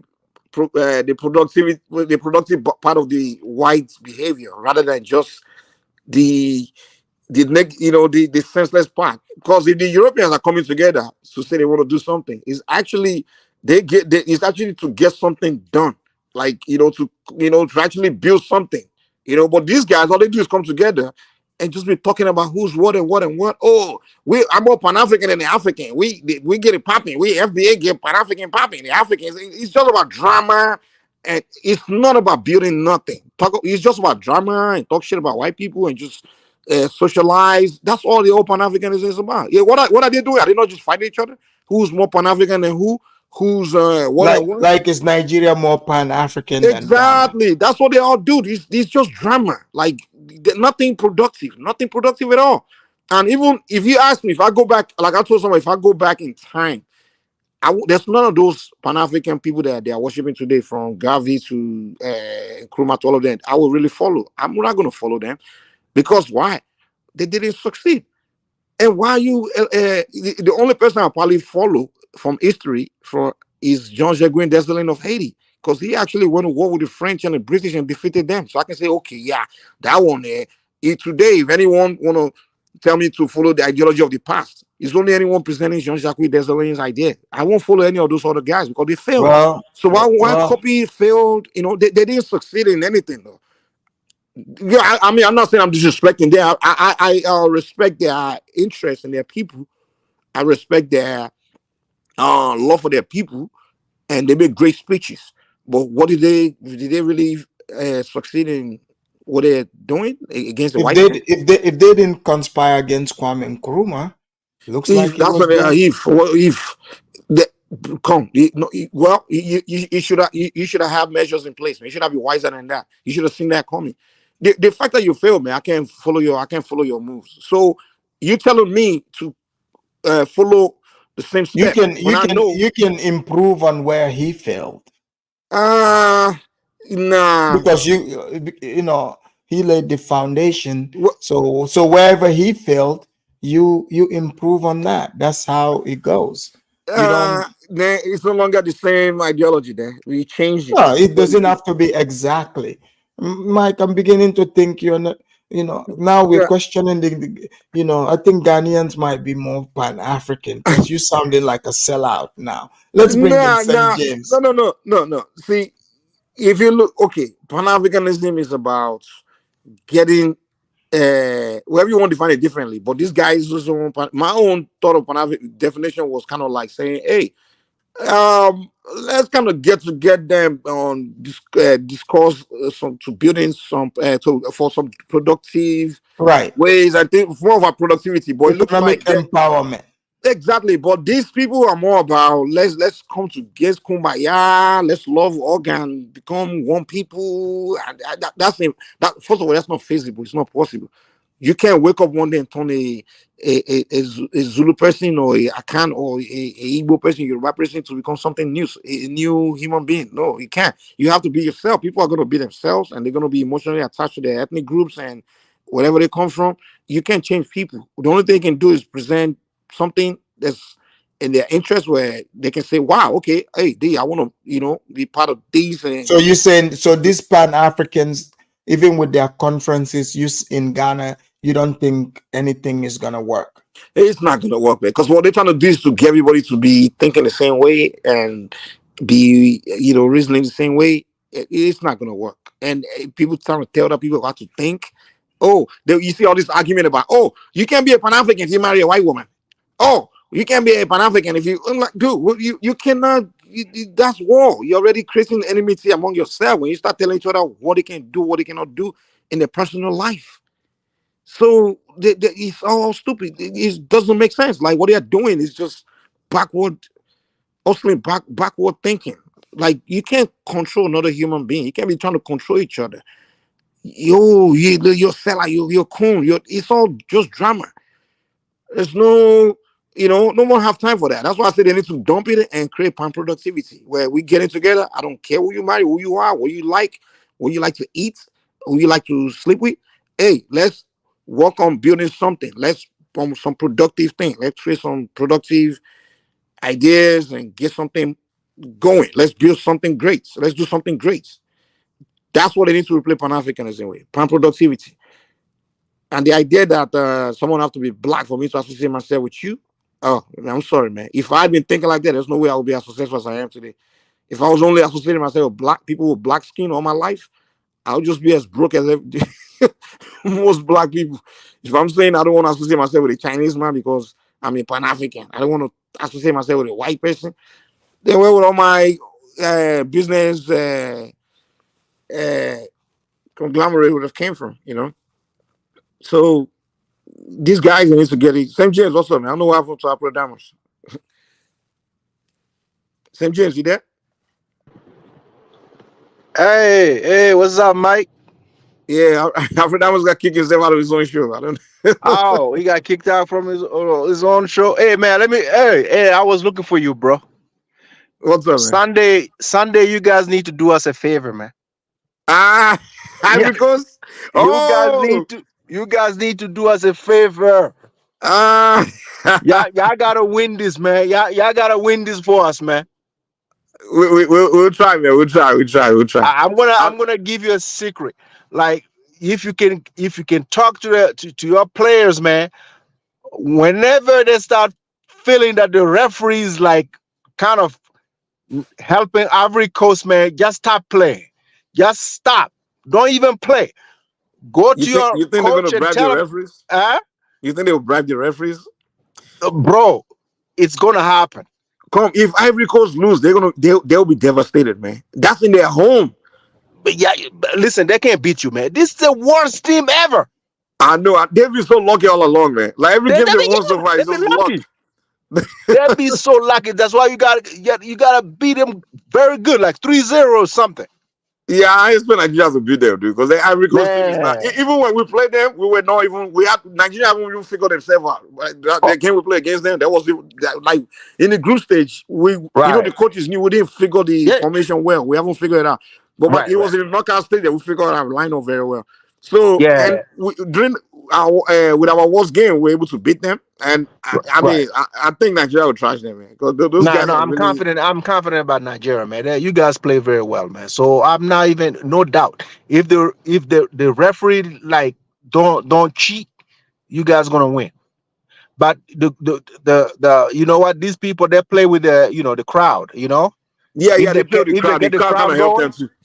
Even against Congo, you could tell that the crowd was, because the Congolese, those guys were just nervous, man. Like they couldn't find themselves because the crowd was just too loud and ruling for Ivory Coast, And the Congolese inexperienced. That's why they only won by 1 goal. Yeah, I don't see the Ivory Coast squad as a very good squad, man. Like they've been kind of lucky all along, They've been lucky, man. They got that juju too, man. So bro, they got that juju, man. Like, listen, man, listen. Nobody, like, we are francophone, but we don't see Ivory Coast winning this shit, man. If they win, man, we ain't gonna sleep. we ain't gonna be able to sleep. Y'all gotta do this for us, man. Yeah, I just gotta win, man. We gotta win that game, man. Y'all boy Osimhen, he gotta crucify him, man. Like the first 45 minutes, man, they gotta put him down. Like the first 45. If they don't score in the first 45 minutes, the last 45 minutes, they're gonna play with the crowd. Dude, if Nigeria play 2 strikers, I swear to God, Osimhen will bang in at least 4 goals, man. Yeah. Like the reason why the guy, like just lone striker, see the problem he's been giving all the defense. This guy is taking on like 3 defenders all out, Yeah. That's why we only playing him as a lone striker. So that's why the guys and he's been crazy all. Imagine if they had one more striker next to him. Oh my God. Yeah. Y'all gonna win this, man. Y'all gonna win this, man. I'm sure about that. Nah, Ivory Coast ain't winning nothing. Ivory Coast, man. They ain't winning nothing, man. Mm-hmm. They got beaten by Equatorial Guinea 4-0. I was like, God, and they made it to the final. I was wondering, how did they make? I mean, dude, they said some of the third good best third teams will qualify, and I don't think they were the third best team. Yeah, among all the third ranks. I mean, I was like, how is Ivory Coast still in the tournament? Yeah, me too. I got surprised. I woke up one day, they was like, Ivory Coast is qualified. I'm like, when? I was surprised, man, because I thought they were out, man. I mean, Yeah, like you losing guys two beat him, games. right? You beat him, right? You beat him. Yeah, we beat Equatorial him, Guinea and beat then him. Equatorial Guinea trashed them for Yeah, 0. I'm like, and they still qualify. I'm like, damn, bro. They You know, made it so easy for them, man. So that's what it is. they probably played the AFCON. You know, Yeah, man. This is no. This is. I even thought how you call it Congo was gonna beat them. So I didn't watch the game. I woke up and they said, "Oh, the yeah, Congo the lost by one." Congolese were nervous, man. Like Yeah, they I'm didn't come like, to play their game. That was like worst performance. right, You know, they didn't. They had their, you know, their inexperience. They couldn't right, absorb their crowd. You know, they yeah, you know, the crowd was against them. And you know, because they didn't really play too well. You know. right, right. Yeah, man. Nah, man. Listen, Nigeria got to lift this Sunday, man. Yeah. We Nah. got to do it for the Ghanaians. The Ghanaians have been on us, man. They just been wishing us to lose every game. I'm like, Oh, Ghana. what the hell? Yeah, the Ghanaians. The Yeah, Ghanaians, man. For some reason, man, I'm under the impression they don't love anybody, man. I know. They just be. I'm like, what kind of shit is this? They don't I love mean, anybody. they from the beginning of the tournament, they were talking more about Nigeria than they were talking about themselves. You know, their own Oh team. You yeah. know? Yeah, I'm like, Uh, what the hell is going on with Ghanaians, man? I don't usually talking. They were more focused on Nigeria. How Nigeria would. I'm like, dude, ain't you guys in the tournament as well? right. But have you noticed Ghana, right? They kind of bring the same people and they send them home early every time. It's like the last two tournaments, yeah, they came and they got sent home early. I'm like, damn, you guys don't switch. Like the same Abedi, the Pele brothers, and Yeah, the the same same folks. IU brothers. I'm like, these Yeah, guys. I mean, those guys were never really good footballers like that. You know, right. I'm like, shit, that especially the Ghana does younger have one. players. Especially the younger one, Jordan Ayew. The guy, he doesn't score goals. I mean, Yeah, Ghana, Ghana. yeah, Ghana's, you know, they've never really been that kind of. Nah, Ghana is shitty, man. Like you were talking about the conference that got canceled. Oh, they had a. That's what I was just talking about. I'm not. I wasn't even aware of it. Man, this is some listen, that lady, how you call that lady? The one that All live in the right, States? guys. Sorry, man. I got Yeah. kicked out of my own Oh, show. oh, What from is your own going show, on? huh? So, St. James, the question was: Mm-hmm. is Ghana Uh-huh. a Pan-African country? Are Ghanaians, Ghanaians are not Pan-Africanists according to most Nigerians. And Mm-hmm. the guy we played corporate junkies Mm-hmm. analysis, he laid it out. He said, Ghana was xenophobic against Nigerians in 1969, and then in 2000, he said Ghana doesn't, basically help his closest neighbors. How can they be considered Pan-Africanists? What is your take? You are a neighbor of Ghana.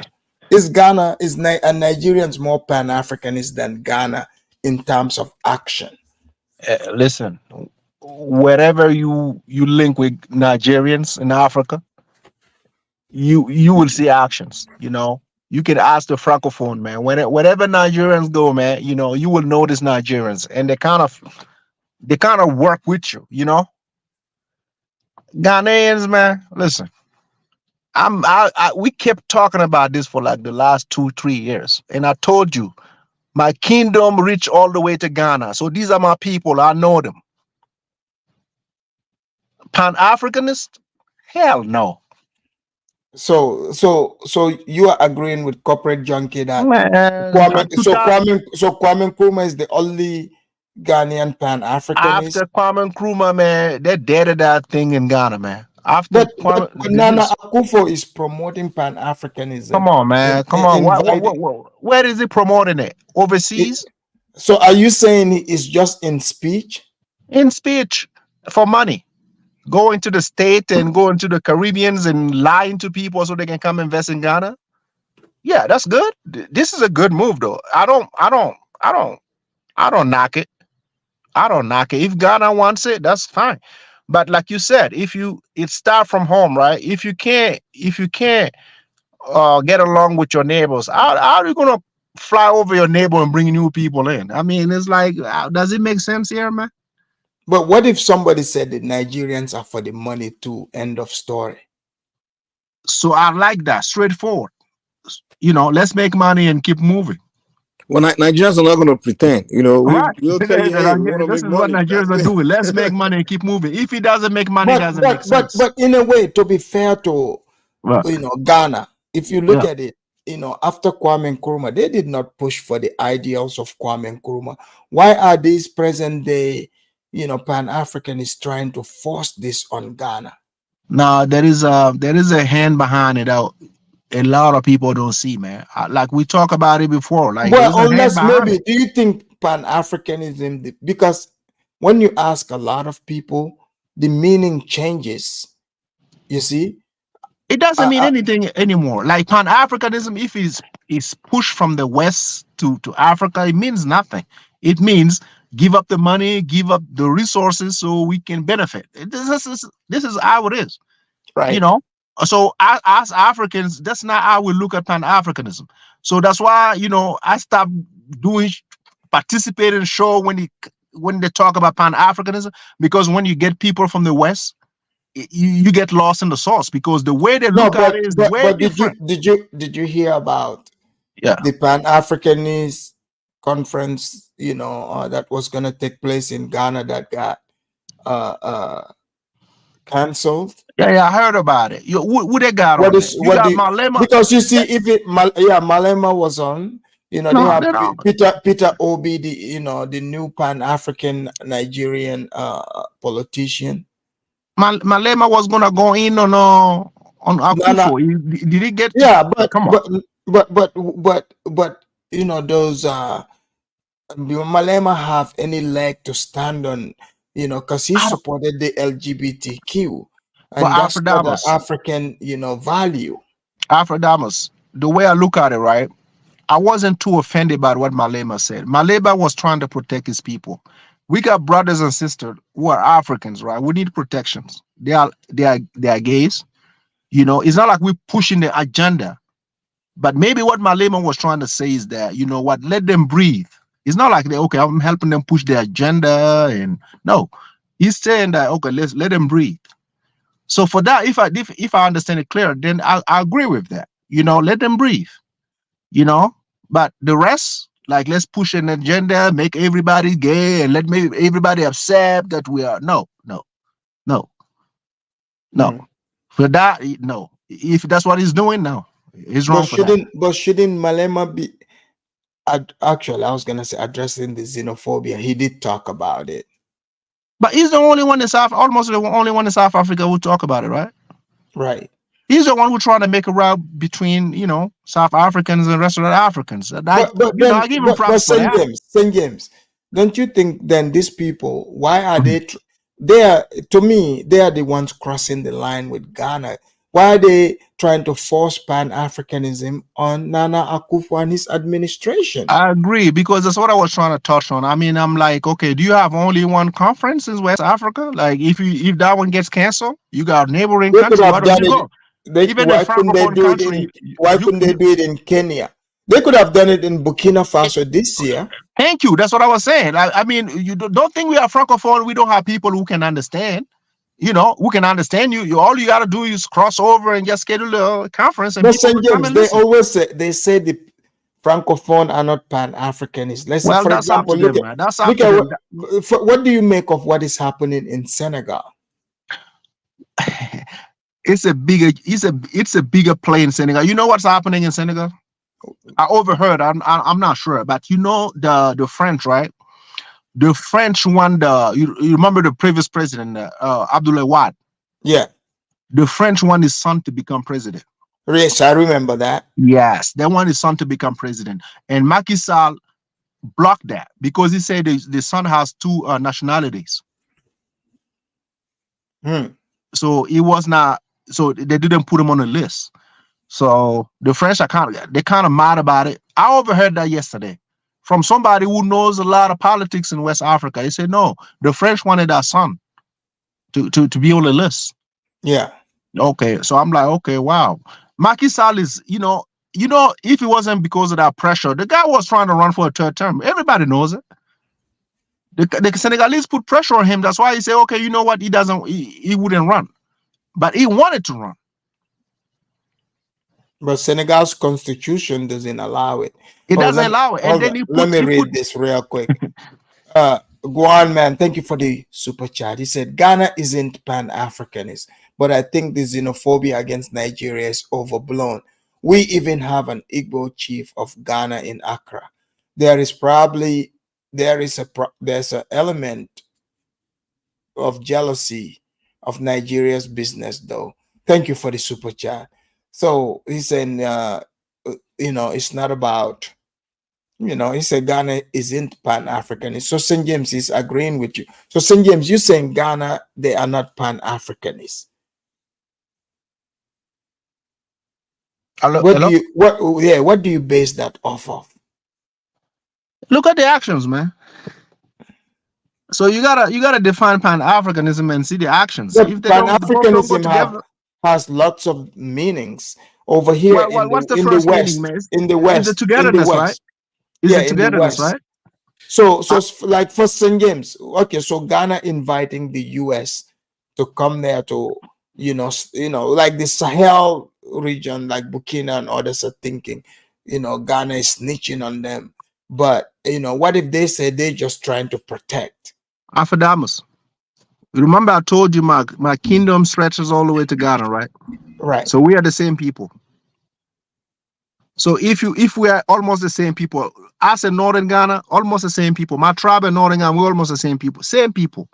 So if the president from that country goes to a different country and sits on you, do you think these guys are thinking about pan-Africanism? Do you just look at come on, man. The fact of the matter is countries will always put economic interest above any kind of absolutely. I mean, it's like emotional concern. That's why we are miles away. We are miles away, phone calls away. And you didn't pick up the phone to call, and you didn't even travel to check for yourself. That dude flew over us to go snitch on us, man. And we talking about pan-Africanism. Bro, come on, man. But what if he said he's protecting Ghana's interests? What interest you protecting? Because what interest? Who's gonna touch you? Who's gonna touch you? Well, the terrorists that are attacking the Sahel, right? They made it clear we are looking. This is here for France. So you're saying collaborating with the US, that's not pan-Africanism? I mean, we should be your ally. We don't mind you collaborating with Ukraine or Japan we should be your ally as well. So Ghana is claiming pan-Africanism and they're picking US over Burkina Faso because they are trying to because in a way they are they got the blacks in the US, so that's another pan-Africanism. Everybody he's talking to the blacks representative. Afrodamus. So the last 6 months, right? What does the MPs in Ghana talk about? Are they talking about gay rights and whatever? Right. Who's pushing that for them? Well, isn't that the United States? Right. Okay, then. So they have a problem in and of itself. They have a problem with the United States. Russia is not pushing down us. So we're good. So we're supposed to be scared of who's ally? They're not supposed to be scared of Russia. Russia is coming in to handle their business and go home. They don't care about Ghana. If you look at it, right, most of the country that want to deal with Russia, your people have to travel there first. Putin he play, man, come on, he play bigs. He doesn't care. Like if you want Russia, you go to Russia, you let them know, hey, listen, I want to be with you. And then you sign business deals. You don't see Russians traveling over Francophone Africa telling, hey, you kick out the French and we're going to take over. No. You go there. So where do you think the next Pan-African conference should be held? Since, we're saying despite, coming from Ghana, like you said, concluding that Ghana is not a Pan-African country. Where should because Nigeria is stepping up saying, we did all this. We know we are the real Pan-Africanists. Bro, they should go everywhere, man, and test the water. Why not? Why pick one country? That's why I'm like, this is a wrong move. Like, why you pick one country and then this Go places where people are welcoming you. Like in Francophone, we don't know them like that. Francophones don't know. Maybe they see Malema on TV. They don't know him like that. But maybe he can relate to the people. Why not? You know. You know, So I was watching the free Mhm. concert by the what's his name, the reggae singer from Ivory Coast. In he came to Burkina. Alpha The other, Blondie or no, Lucky not Dube. Blondie. Yeah. Oh yeah. Oh, he was well loved there, man. Yeah. I remember. You remember when I was back home, right? That dude did something that that touches me. Like he went to the radio station to promote the show, right? So he was asking the radio host, like, he didn't even know how much the concert cost. Like they told him, and he said, "How's what's the average salary on for the youth over here?" They told him. He was like, "Nah, man, tell the people this has got to be free, man." So St. James, are you, since you guys kicked the French out, are you guys getting any Pan-African love from Ghana on the other side of the border? I don't. We don't get much love. They don't talk. Not. I mean, which is good though. I mean, Can we you gotta be. imagine? They call themselves Pan-Africans. No, no, no. Shouldn't they They be don't. supporting their African brothers They don't fighting support the, that. No, no support at all, man. No support. It's like, but I heard a few guys, like few YouTubers, like they shout out Burkina for what we're doing, which is good. But on a political level, nah, man. How Maybe can Ghana claim Some cook, Pan-African and some. then But What they but do got you, one MP whose name is is it Sam something. Sam Judge? So yeah. You spoke about it a little bit. So I was like, Afrodamas for us, man. We don't worry about anybody that wants to support us, man. If you want to do, you do, man. This is survival for us, man. We don't want you to get killed. We don't. If you're scared, stay where you are, because this is messy. You know, we're gonna take these places you don't want to go, man. So I'm happy So they with don't want to this, follow. where's the future of Pan-Africanism in West Africa? You got, like, these Sahel countries, including your own country, they are like, hey, goodbye to ECOWAS, which is, supposed to be like, because everything you have, for example, is a cell. In the Mm, cell, you have the nucleus, and then, mhm, mhm, let's say it's an atom. The mhm, atom have the nucleus, and it's got the protons and the neurons, you see. mhm. So now, when you remove the proton or neurons out of an atom, it's no longer an atom. Something is affected. So we're talking Pan-Africanism. Is this like an end of an era that Africans, Black people were confused about where they stand, to now where, not only are people questioning what is Pan-Africanism, we're seeing it in action. Like right now, we're seeing, Burkina, Mali, Niger, they are like, hey, goodbye to the West African, coalition.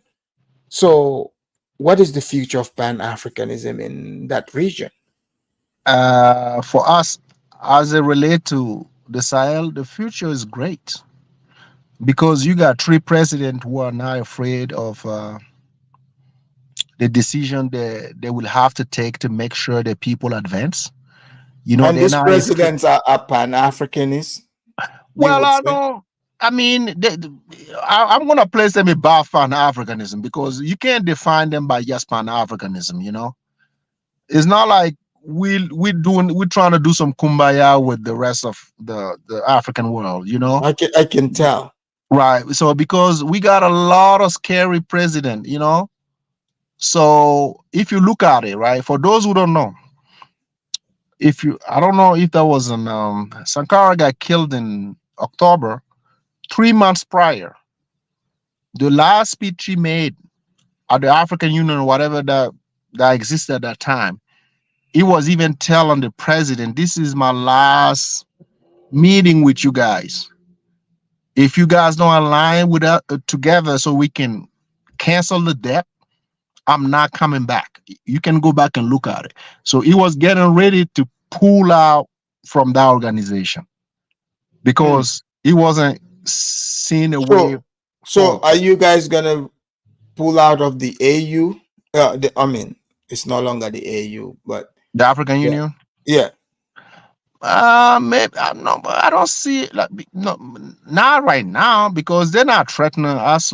You know, we don't like the threat. That's what I told you the other day. We don't like threat. These people don't like threat. So with the threats, Yes. Ghana being your English speaking to the other side and fully an ECOWAS country, do you guys trust, Ghana? Afrodamus. Mike, the other day I was listening to Tunaja. He say your military size is about 100,000. That's what Tunaja was saying, if I'm not mistaken. I mean Nigeria? Nigeria, 100,000 under something. I'm not sure what the number is, man. Okay, so let's keep it at 100,000, and our military the last 3 months, the new recruit, they're over 100,000. The new recruit, they train them and they drop them in the Sahel. Mali has over 100,000. We can't even bring Niger. Do you think these three countries together, we are even on a standalone? Do you think we should be afraid of Ghana? Well, Honestly, I but you thought see, Ghana, Ghana's but army is like 10,000. Ghana's not Only like moving. 10,000. But Ghana is not moving by itself. I get it. Who they bringing? Well, remember the joint training with the U.S. Well, we got Russian too. Did the United States want to fight? and they got. I mean, We already got Russian in the I was gonna Sahel. say Nigeria, but Nigerian people are out there. Nah, we're not Nah, going, man. Nigeria wants That's money, not man. going. They don't want to fight. Nigerians have become weak now. They only want money. In Exactly. terms of military size in West They don't Africa, want to. They don't want to go. They don't want to send troops. Right, in right terms of now, we military just want size, money, man. it's a toss up. Even three countries against ECOWAS, it's a toss up, bro. Ain't nobody want. Togo doesn't want it. Benin doesn't want it. Ivory Coast, So do hell you no. think? So do you think there would be a French Pan-African bloc different from the English? Because obviously there's a Afrodamus, disconnect. this gotta be Pan-Africanism added. We gotta add something to that because this is way more than Pan-Africanism. What we're doing is no, it's different. Listen, ECOWAS is a tool for the French. That's why ECOWAS doesn't want to agree. It's a tool to the French to control us. If we get that out of the way, these three countries will come back. So if they refuse to agree, then we're not coming back. How simple is that? It's simple. Everybody sees it. Just like I said, the death of Pan-Africanism. Let me read this. Guan man, thank you for the super chat. He said they picked Ghana because it was organized by a Ghanaian billionaire. The government canceled the conference because they feel threatened by him. Exactly. They're not gonna allow that to happen. Empress, thank you. She said, hit like and subscribe. Guys, hit the like and subscribe to the Afridamus Aren't you supposed to get an approval before you promote the conference? Well, they did, but the government, the same venue, the government said they've organized a meeting there. But in fact, I'm going to analyze PLO Lumumba's Listen, talk on this, in the next segment, because I want to get in the bottom, because there's been even YouTubers on these YouTube streets, people like Go Black, who came out to say, they are not Pan-Africanists because of this and that. he So never maybe was. people are you. I know. So we would analyze his video as well, and he even talked about, because he said he's Hebrew Israelite. Yeah. So we are gonna analyze that as well. Because, You remember what I said, right? You remember what I said? When this Westerner talk about Pan-Africanism, you gotta give him a room to talk, because they're bringing something kind of different than we used to. So I'm like, okay. But you cannot blame them, because I'm not. I know. I'm That's going what I to say. You gotta give them room to talk so we can I'm listen. going to bring PLO Lumumba, point of view, because like St. James, would you consider South Africa a Pan-Africanist country? Not at all. Do you think it's a white supremacist country? That's what people say, but I'm not. I don't know. I don't live there. I don't know how the white. But why behave. wouldn't you consider it a Pan-Africanist country? You got Julius Malema, you got Thabo Mbeki, Because he speak you got he it's speak the black nation of Mande. because he speak blacks Huh? because he speak black. Well, You know how to convey the crowd, and so we gotta be cool with that. so you don't you just seeing it you seeing it as just speech. You I don't can do what trust. You don't. Malema is doing. It's not difficult. I'm not saying that what he's doing. So it's just talk.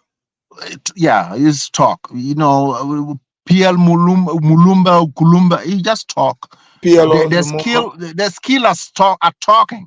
So yeah, anybody can talk. You know, when you get close to power and you gotta push an agenda, and you make power moves, then yes, you get my respect. But when you're speaking, you're talking, yes, you can rile up the crowd, and no, that's nice too. Okay, so last round before we leave. So is this the death of Pan-Africanism? See, first of all, Pan-Africanism never had life. It was just What? hold on. Okay. It's like saying is this the death of socialization? It's just socialization. That's what it is. They just get together to socialize and talk. So you can't kill that. That's freedom of speech. That's all it is. If you're telling me there's something that's about action and What something like about that, uniting Africans? has it ever happened? Well, I So mean, what is dying? What is dying? When you say is this a death or something? What exactly is dying? well, Africa was like ECOWAS was united at one point, and now countries are leaving. But So there that was never Pan-Africanism. It's no, they were coming together. No, it's not.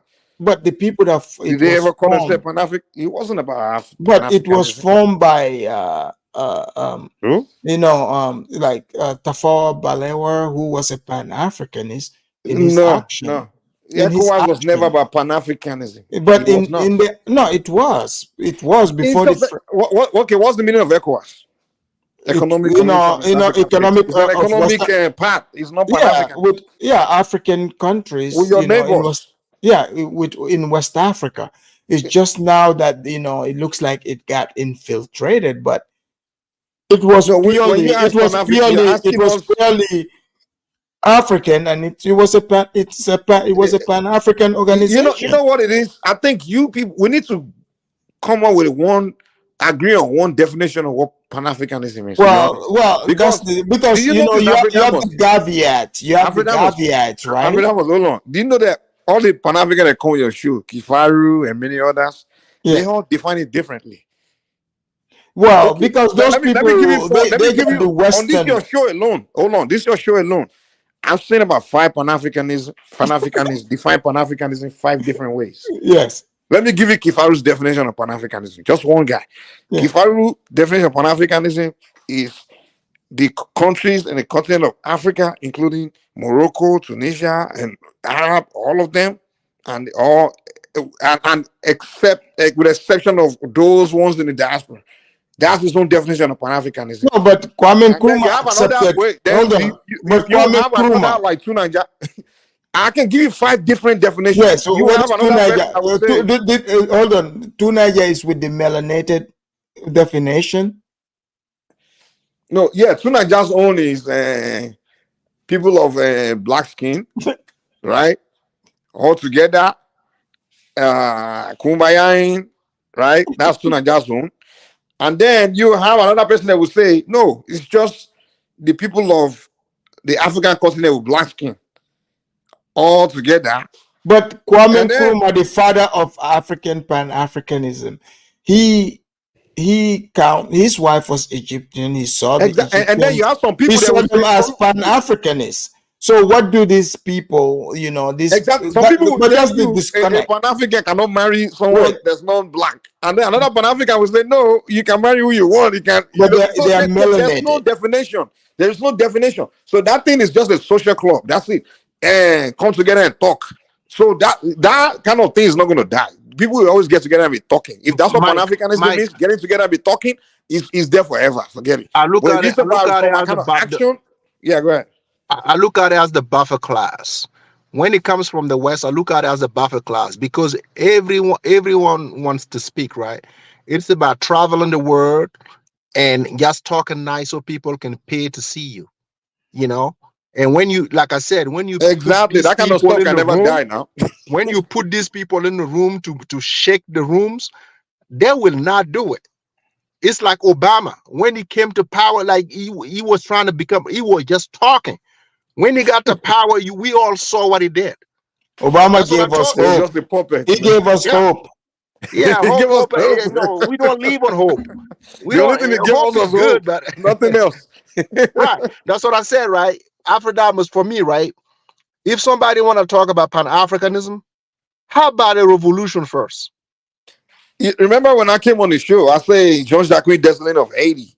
Yeah, He actually went to war with the French and they absolutely. kicked them out. So that's the only person you can tell me that, hey, you want to be like someone from the past? And he actually succeeded. So that's what you want to point finger at and tell me to say, okay, take seriously. But if you're talking about all these other people, this Gavi and all of them, all they did was make a bunch of speeches and they at the end of the day they fell. And I'm like, okay, why would I want to do exactly what he did, you know? Mike, the people that you're fighting are even gonna pay to come listen to you. And at the end of your speech, they will tell you did great. They will clap for you. They will They be just, yeah, they will laugh at you like, oh yeah, man, this is a good fight. Keep going. keep fighting, keep fighting. Keep fighting. We're gonna put money into your fight. Hey, That's what St. they do James, to St. James, Africans, and they feel like they're big.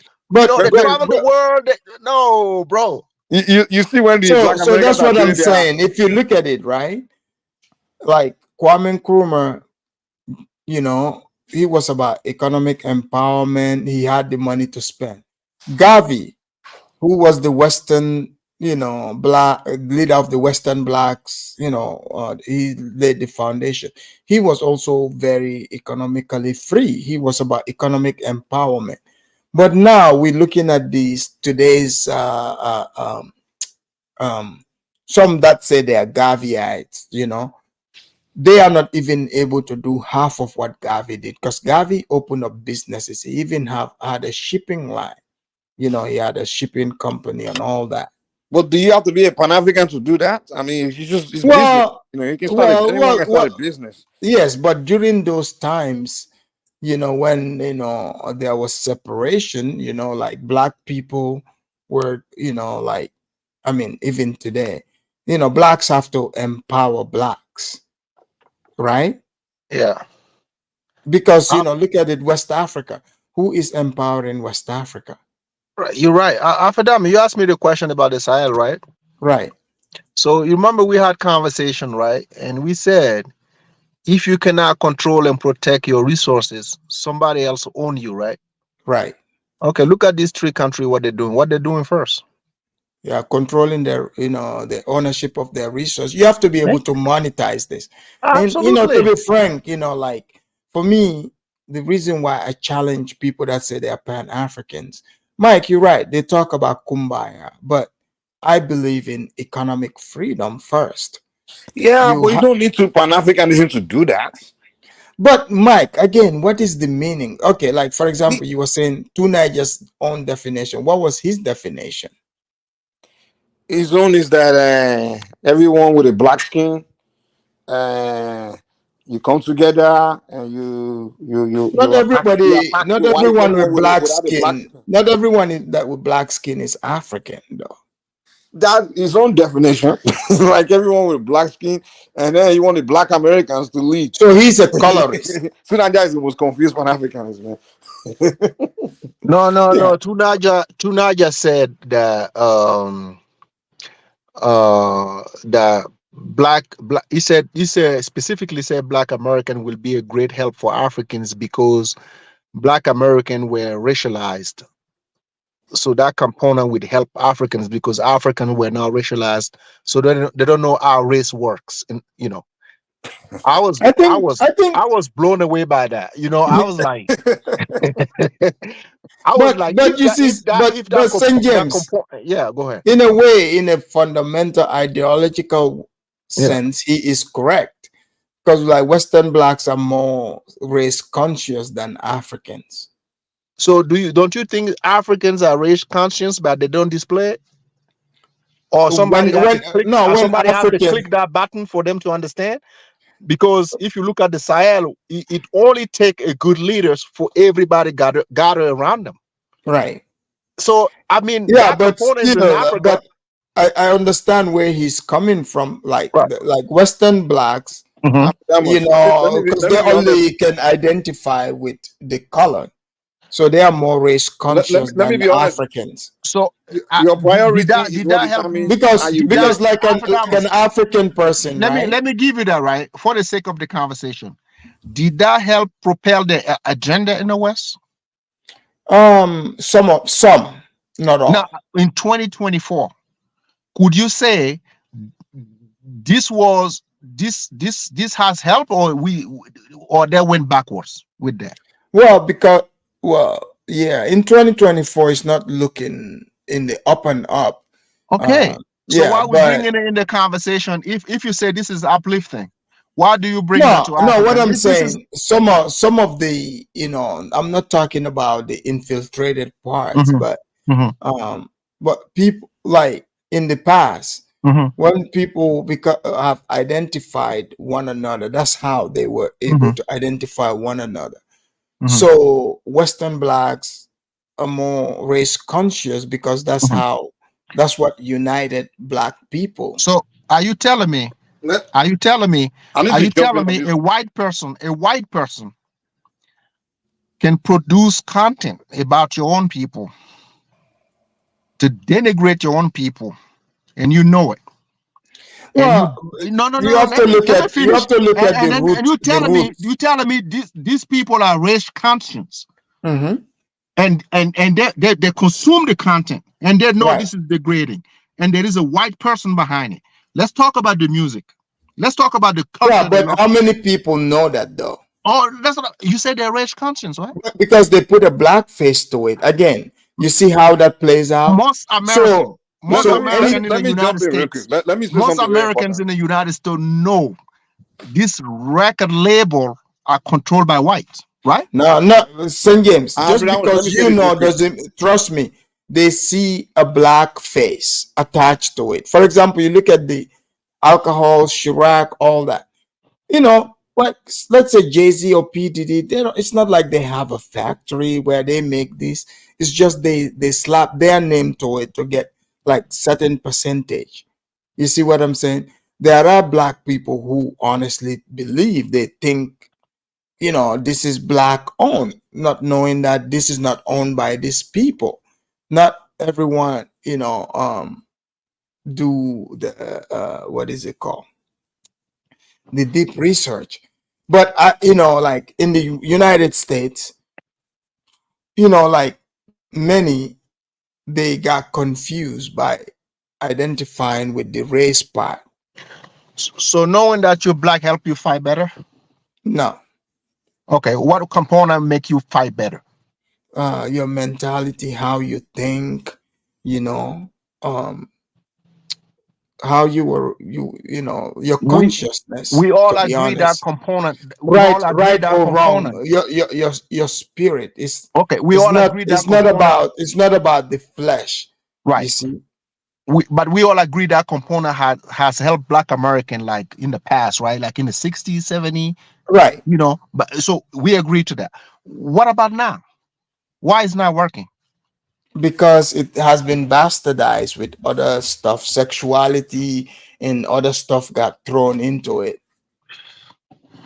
I thought if you are race conscious, you shouldn't fall under that, right? If he what?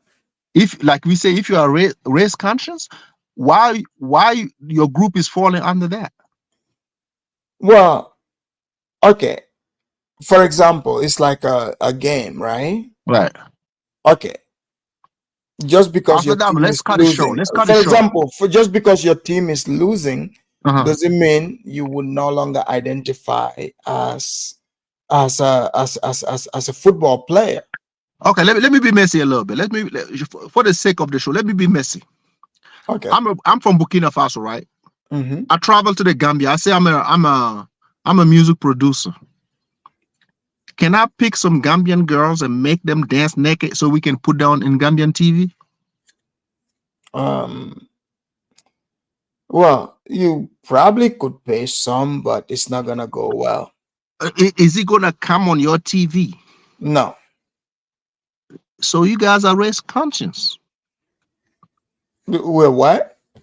You guys are race conscious. So you know you Africans, because right? it So doesn't. that means this is not It's because how of you define this the is not how you define yourself.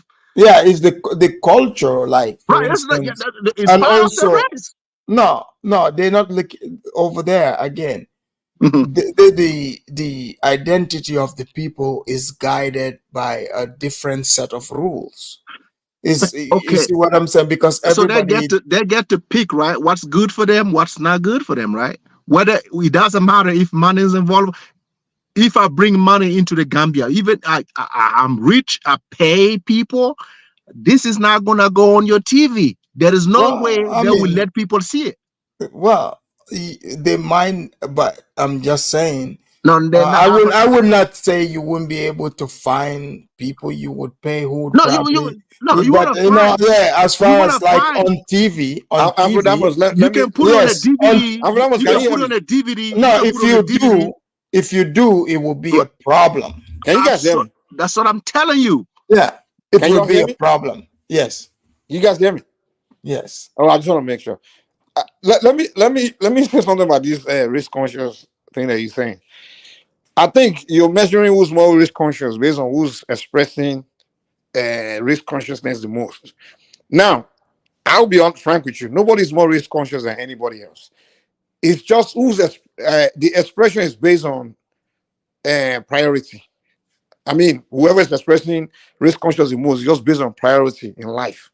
Now, if you look at the life of an average African, what's the number one priority on a daily when they wake up in the morning? It's more of what they're gonna eat, what they're gonna, how they're gonna get out But of. I'm not. You Hold see, on, in hold on. Africa, I'm going somewhere. Okay. everyone is You black. stay in the West. Okay. I'm Black talking. American. Okay, So that Jamaican. won't be a fair comparison. Okay. You people will say the Black Americans are the most conscious. Different rules for different environments. I'm telling you, the Yeah, but I'm consciousness trying to tell you. changes. I'm trying to tell you why some people express race, talk about race all the time than other people. It doesn't make them more race conscious. It's just that they have time for that than other people. The But Black what else Americans. can they Hold on, identify? What else can they identify as besides that? No. You make a comment. I think it was Saint James talk about reference to Nigerians saying the Black Americans are more race conscious than Africans. This is true because that's what that's It's the not only true. thing. It's not true. Okay, Alphadamus. When Hold you have on. been put on your corner. Let me break it. Let me tell Okay, you why go it's ahead. not Go ahead. true.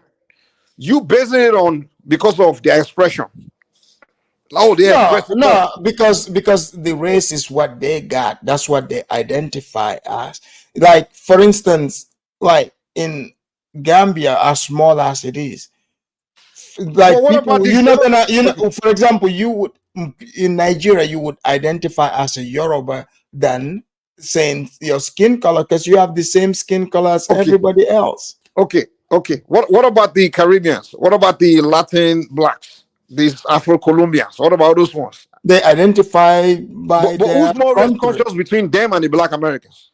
The blacks. Exactly, because but they're in the same situation, same position, right? Different And environment. I'm trying to No, tell you, why the black tend to. different You can't say environment. the black. Hold on. I don't think the blacks are more race conscious than those people. No, No one is more race conscious than anybody. the environment that the blacks socialize in requires them to be race conscious. That's my point. Really, than the Yes. Colombian, than the black Yes. Colombians, Yes. than the. The black Colombians are race conscious too.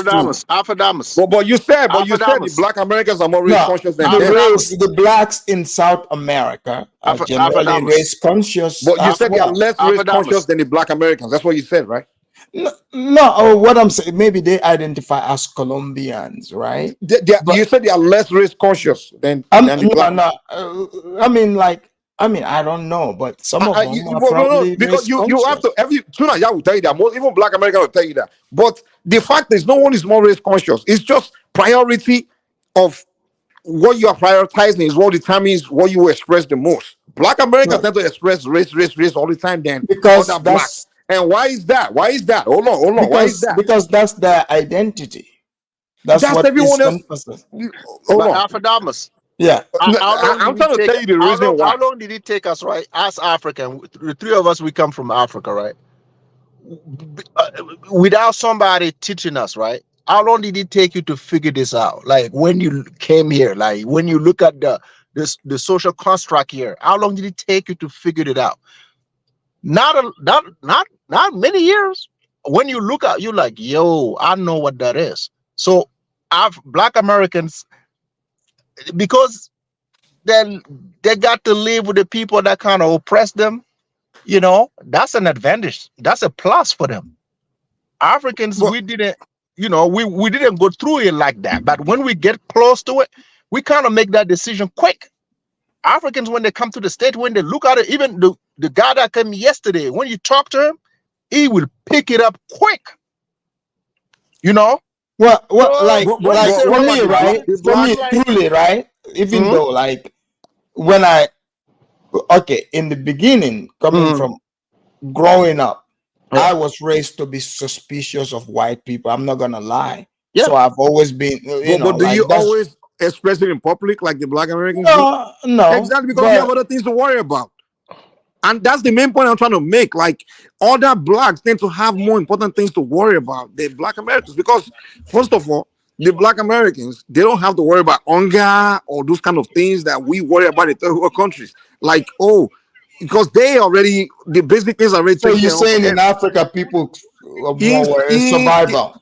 in Africa, in Central America, in Caribbeans, the blacks, their number one priority in life is that survival. Like, okay, food or the basic survival need. But with the Black Americans, that has been taken care of. The welfare system is there. They don't. No Black American Yeah, wake up thinking about but Mike, food. that doesn't change how one identify. No. You're That's talking I think you're talking you're about what missing is my point. You're missing provided. my point. You're missing my point. I'm not, That doesn't change who a person sees themselves no, as. I get that. We all see ourselves. That's not the argument. The argument is not how they see themselves. But I'm you're saying talking that. about what is provided. That again, But listen. I for think you're missing my example, point, Afridamus. Just take a second to listen. it's like saying you getting a paycheck.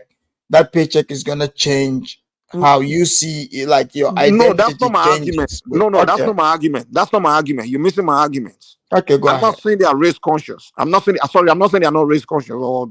What I'm saying is we are basing their race consciousness. That them being the most race conscious people. Sorry. We are calling them the most race conscious simply because they express it more. You understand? Because Mike, they don't have tribes like their I tribes are get that, but taking. So the it makes sense to agree to that because they are forced but to wait now, they are but wait. forced to identify by skin color. That's my point. Same with these Latin blacks. I'm trying to tell you, No, same with the Latin. I don't live there, so I don't I, know. But I'm o- talking about what I know, okay, America. I get it. But what I'm saying is, I'm not really arguing against your own point. I'm arguing against people that would say, like Tuna, that would say they are the But most race even conscious. I've met like Hondurans or Latin black But people. they don't talk No, too much about race. That's what I'm saying. but they still identify themselves as that, though. Yeah, they identify themselves as black, but Yeah, they don't spend so much time doing black power, this and right, that. right. I get that. Okay, But so the reason, and I'm trying to tell you, that doesn't make them less. you're saying there's no propaganda. But that doesn't make them less race conscious than the Black Americans. Well, I mean, It's just their priority. It's the reason the the blacks have more resource to express that. they have more resource, more time, Maybe and they have less to maybe worry about. They don't have, they're not in a desperate situation yeah, where but that doesn't mean there's a hunger, so they but what have I'm time for saying, that. but that doesn't mean that a black person in Colombia or these places are not thinking the same. They just probably No, don't have the but resource to most people will express say, it. but someone like Tunaja will not tell you that no, they are less race conscious. That's what Trinidad will tell you. And I bet you, if Gambia should become a welfare state, like a country where everybody is fed and you guys don't have to worry, you're also living desperately, you begin to do all these things Black Americans are doing too. Oh, let's raise white. You have time for this kind of stuff, because you have more important things to worry about in your life than to be thinking about white man.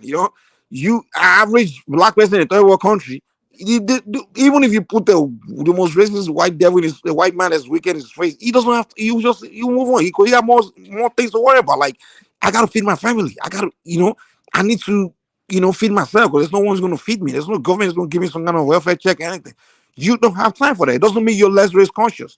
It doesn't mean you don't know about racism. Guys, put in the chat. Is Mike sounding like a sellout?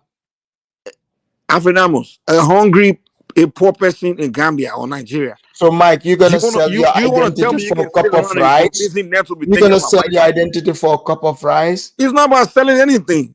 No one is selling nothing. People are conscious, but it's not something that's a priority to them. Mm-hmm. Mike, let me back up what you're saying.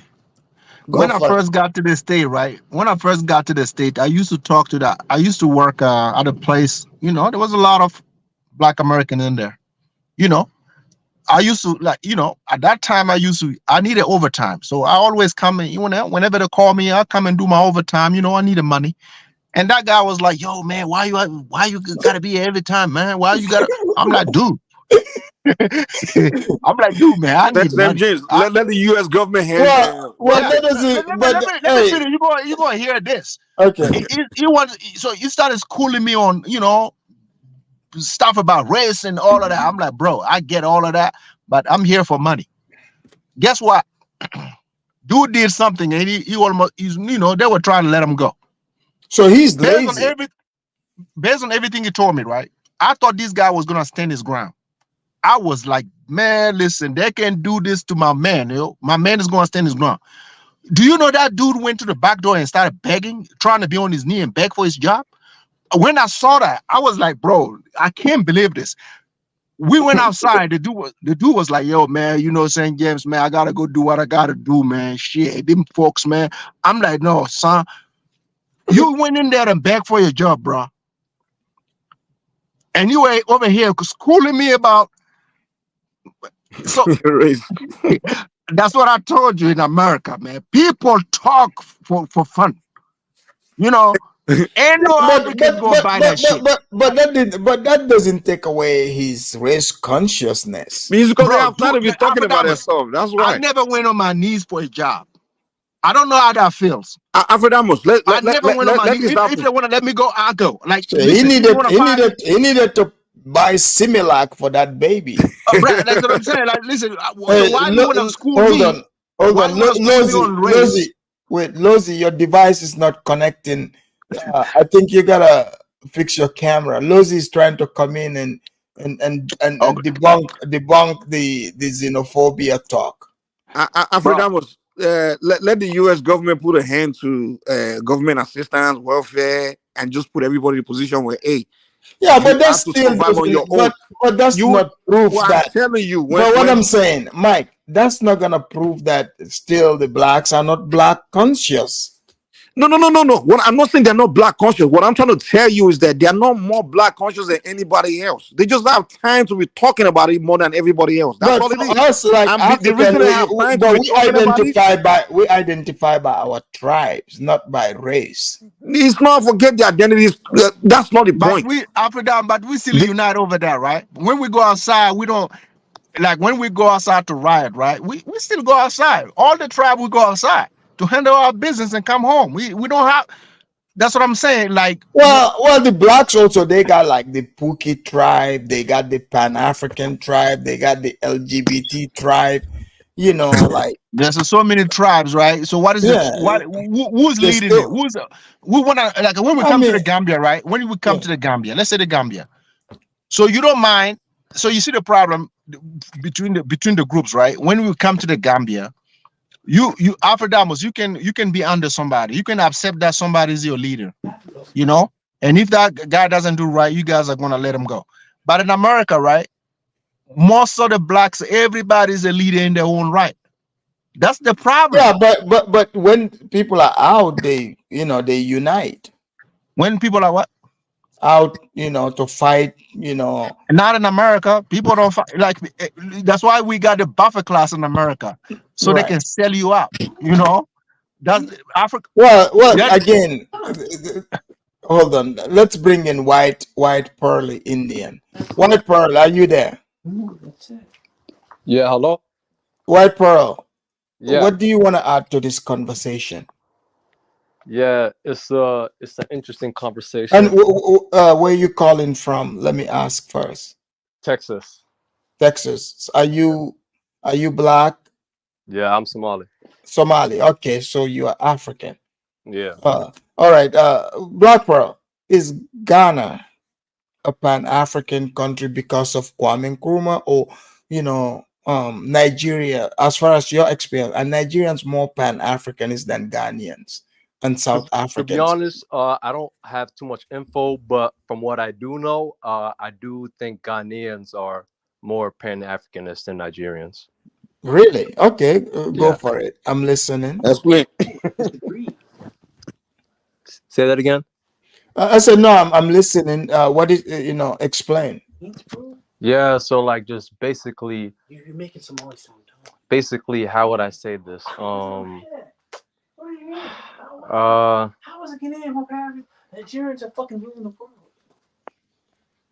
do Wow. I say this? I heard that, dude. It's hard to explain, but basically from what I do know, like yeah, from Kwanakuma and basically most But all I Kwame know. Nkrumah is one person. You see, they did not. That's the conversation. They are not pushing his agenda. So Yeah. therefore, So how can we well, say they are more but what I Pan-Africanist? do say is like outside of Africa as well, like I do see like Ghanaians like they are like a really Pan-Africanist. So How? what would Explain. be your definition of Pan-Africanism? Anything that just the betterment to Africa. So you So that's think what Ghanaians are doing. Ghanaians push more for betterment of Africa than the Nigerians? Say that again.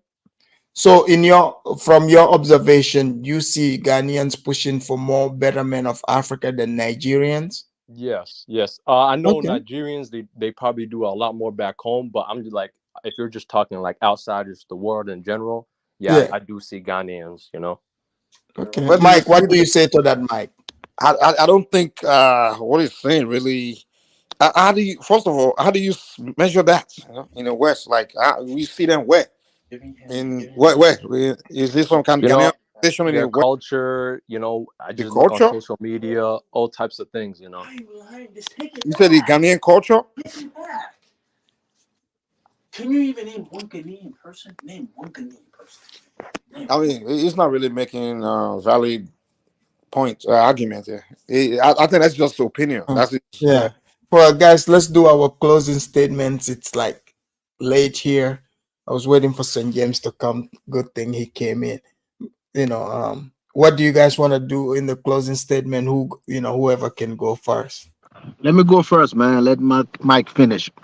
Yeah, man, that was a great show, man. Listen, it's not about putting anybody down, man. It's like let's think beyond. Let's create something new. I'm for creating some Pan-Africanism. Sounds redundant to me, Right. you know. So being honest, I'm not saying it's bad. I'm not gonna knock it. I'm not trying to knock it, but Africa need more than that, man. Africa need more than motivational speakers. So I see a lot of that on YouTube. So you I'm not saying roll our sleeves up and do the work? listen, and also right. Let's not be how you call it.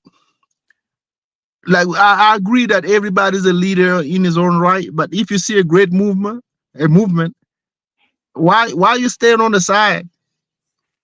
I don't get it. Why you stay on the side? This is what I notice about Africans. They see something good and they stay on the side. I'm like, okay, you can't create something Do you that's think bigger it's than that. fear, lack of knowledge? Lack of knowledge, and you can't create something that's bigger. If you can create something that's bigger than that already exists, then that's fine. If the what exists is bigger than yours, why don't you show allow yourself to participate? That's why Africa Africa can now move forward. When it comes to ECOWAS, right? Yeah. ECOWAS agenda is not about Pan-Africanism. It's not. You know, if you look in, if Do you you think it's a Western puppet organization? absolutely, so it's not funded by the members. It's not fully funded by the members. IAS is funded by the members. The first is written in there. The three countries all agreed. We don't take foreign money. We created this thing. We're gonna fund it. We don't take foreign money. You see what I'm saying? So who wouldn't agree? Who wouldn't want to be invited to that? Compared to ECOWAS, that's funded. You saw the last meeting in Abuja. You saw all the white people sitting in there. I'm not knocking it, but I'm like, okay, this is the African. Come on now, You it's know, that's true. You 2022. know what? I saw an interview that I want to bring and analyze. Look, you guys know I'm not into the race thing, but I find it disturbing and I Yeah, question it. Where like I've always seen this growing up where yeah, if there's like a revolution in Africa somewhere, there's always a white person that Africans bring in the mix. yeah, And this white person always talks down on the revolutionaries yeah, and yeah, downplay yeah. everything. I'm gonna bring up, this You conversation were like you were where this humble. white man was Yeah, just downplaying what is going on in Burkina. He said the Burkina Faso and these other countries are of no impact if they are part of ECOWAS or not. This is, like I'm like, it hit me. I was like, I have always heard these things. For example, like during like the Liberia and Sierra Leone wars, especially Sierra Leone, like okay, they had a guy Johnny Paul Koroma. He came in power, took power, but now okay, the guy wanted to implement some stuff that are good, but because the white colonialists wanted somebody different, they didn't want to give this guy a chance. And with the Burkina Faso thing, this is the military of Burkina Faso, officially Niger, Mali. These are not rebels. But the way this white person was sounding, and he was having the conversation with the Nigerians, and there was a Ghanaian too, these are Pan-Africanists, but they did not check him. And I'm well, like, I mean, why yeah, do why do Africans always bring the white man in the mix of African conversation the problem that is caused by the Europeans themselves? I don't get it. do you know we are the one inviting, doing the we are the one doing it. They're not even pushing for it. We are the one inviting them Yeah. to participate into our meetings. iOS don't have that. Do you think because they are the sponsors of these meetings? Absolutely, absolutely. You even yesterday they had ECOWAS had a meeting where they talk about that. So we our grievances was one of our grievances was just about, listen, if that's a tool, we just not gonna participate. And we have so many proof evidence that this is a tool used by friends. So I don't know who can debate me on that. That this is not a tool. You know, it's a tool. I mean, maybe that they don't exercise that for the Anglophone. That's why they don't feel it. You You know, know what, so St. James, before you leave, let me bring in Lozi and the new speaker. Lozi, is South Africa a Pan-Africanist country? Because you guys have been called out, you and Ghana, for being fake Pan-Africanists. It's just lip service. You guys are xenophobic against Nigerians, just like Ghanaians. Why are you guys so xenophobic and not Pan-Africanists? Chuck. Greetings of freedomers and everyone on the Greetings. panel. Yeah, trigger one, man. I mean, we will never be able to satisfy other Africans, man. They're not happy with their own country, so it's hard to impress people who are not happy with their own problems. So, But Malema is going around, pushing this Pan-African talk, and and people are saying South Africa is not even a Pan-African. Some are even saying it's more like a white supremacist country. yeah, but freedomers, I mean, if we go by like actions, not the word of mouth, I mean, anyone can say anything, But if we go by actions, there's no Pan-African country than South Africa. I mean, we're talking about a country that has got what the highest migrants of Africans. I mean, South Africa, you find West Africans, you find East Africans, you find Central Africans, you find Southern Africans, and to an extent, you even find North Africans. The streets I stay in, there's an Egyptian who's selling carpets. So look, man, I don't think there's any country in Africa that has got many people from all these regions in one. You know, I'm not saying we're the only ones with foreigners, but we're the only ones with everyone in Africa. So I think that's one good example of being Pan-African. Yeah, that's a good point. And also, if we look at in terms of what South Africa is doing for the continent ever since we got our independence, if we look at the investment, do you know that by 2022 and many other years as well, South Africa is always in about top 10. But Lozi, let me ask you this. Allow me to make this point, Damas, before you cut me, because I still want to support my statement. South Africa, it's always in top 10 of countries that invest in Africa, and there's no other African country in that top 10. I'm talking about in billions. Not even Nigeria. None of any African countries there. So we are in top 10 competing with France, USA, Australia, Canada, Singapore. But the African people are saying is the white people putting the money up. Yeah, that's interesting, because I'll say that anyone who says that has got they're not entirely wrong, but it's entirely wrong to say it's white people. So it's a mix, because our government at state is actually leading the most funds. So if you look at the most funds that are going into other African countries in development, if you look at those companies that are specifically investing, most of them, the largest investor is the government. The government owns the largest shares. Like even MTN, for example, and many other South African companies, is the government that owns the largest shares. Not all the companies, not all the time, but most of the times, those companies that specifically invest in other African countries, it's actually the government that invest in them. Hence, you see these companies, they started to expand into Africa after 1994. Before 1994, they couldn't, because white people have never had interest in expanding South African corporate. Yeah. This is true. This is true. All right. Let's bring Visumani Sahelian. Visumani, are you there?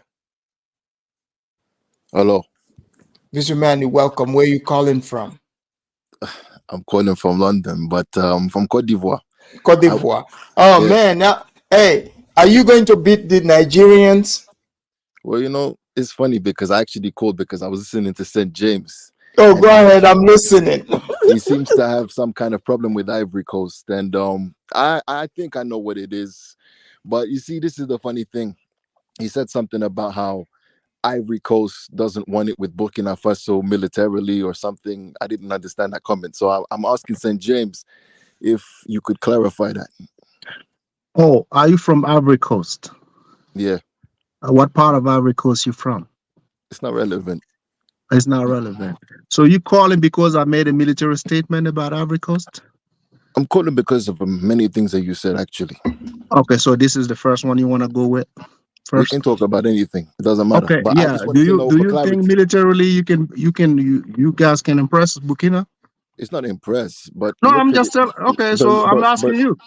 But look at it this way. Look at it this way. Mm-hmm. You know, the West African Monetary Union, 40% of that is Ivory Coast alone bankrolling. Our military is almost double what yours is. We have experience in war, and you guys don't. So when was the last time you fought a war? Ivory Coast fought a war. Last time we fought a war was about 12 years ago now, 13 years ago. Okay, who put your president in power? Who put the president in power? Well, yeah, right now. Ouattara, who put him in power? Ouattara, who put him in power? It was a coalition of people, but ultimately it was the rebels, the new forces from the north. They came through with the help of the French. Where did they get trained? They got trained. Well, some got trained in Burkina. That's true. But who cares so, where they got trained? So what does that tell you? What does that tell you about your military? It doesn't tell you anything. It tells you that many soldiers mutinied from the Ivorian Let's not make this a debate. I'm asking you a question. Okay, it's not a debate. In order to overthrow the guys, one mic. Okay, listen, my friend. One mic. Let's not go guys. One mic, guys. You gotta let each other talk. Alpha, let me ask you. I'm asking specifics. Don't let them run. Specifics. So when Gbagbo was in power, Gbagbo. Pronounce it properly. Gbagbo. Okay, go ahead. In 2002, yeah, the people that tried Bagbo, where they came from. Yeah. Where they came from. And they failed. They failed the first time, right? I give you that. Where did they come from? They came from, well, it was Ibrahim Koulibaly and Koulibaly and all these people, where they were. They were in Burkina, but they got trained in Libya. They got trained in Libya. They got given money by Gaddafi. Same thing. And no, it's not the same thing. It's Gaddafi. Gaddafi is not Burkina. Gaddafi funded. He funded that. 60 million. He funded it. The soldier got trained in Burkina Faso. But they got trained by Libyans. They didn't get trained by Burkina. What are you talking about? When Ouattara was confined at the hotel, yeah, the last troop that came and rescued him came from Burkina again. What's that got to do with anything? No. Listen, you said they were military. You guys, listen. Let me tell you. Without the French, you guys have you are the francophone country. You got a military base in your country. Without the French, without the French army, all you guys do is rely on the French. No, that's not. That's really what you true. do. Ivory Coast never fought a war. Listen, that's not true. Ask Mali. Even don't listen. Ask Mali. Ask Mali. We fought twice. We fought twice. We fought Mali twice. You ask them who won that war. You guys never won. You never fought a war, dude. The 5-day war. Ivory Coast never fought a war. Dude, the 5-day war. What 5-day war? With Thomas Sankara when you fought against the border over ask about our military in Liberia. Listen. Your military in Liberia. Listen. How much money? Do you know what percentage? I read somewhere it's about 30%, maybe even as much as 25-30% combatants in Ivory Coast in pretty much every zone in the Sahel, helping the Malians fight. Are you a real Ivorian? Oh yeah, I'm a real Ivorian. What am I? Okay, where Alassane Ouattara come from though? He come from Burkina. Okay, so that means we are powerful. We are powerful. So don't call here. Don't call here. Like, listen, don't call here and make it seem like you got. Where is his wife from? Where is his wife from? He's connected to France.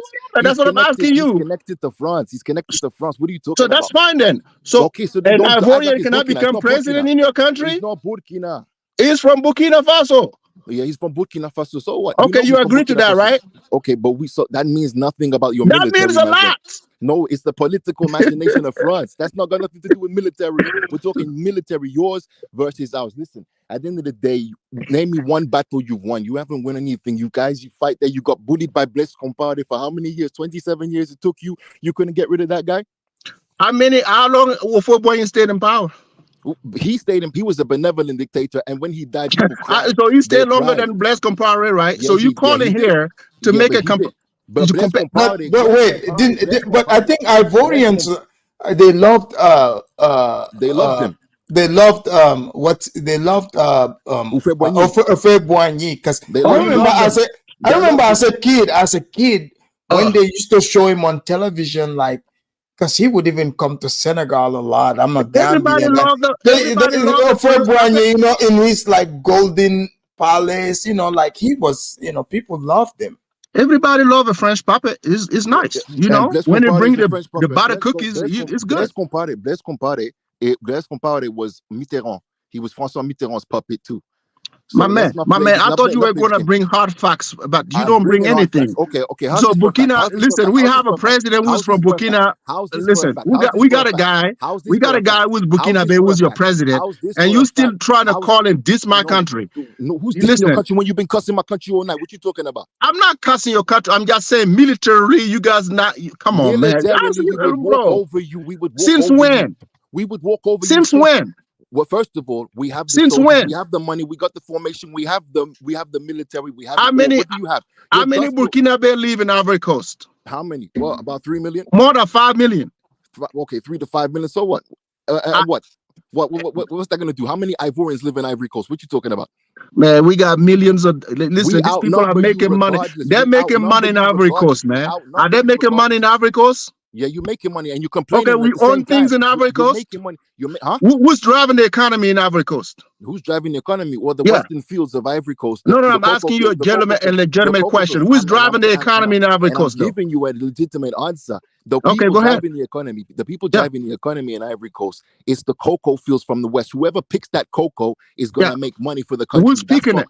Who's picking it? People from Mali, people from Burkina, people from Ghana. Then. So what you saying then? So, but what you saying? You're talking about Burkina.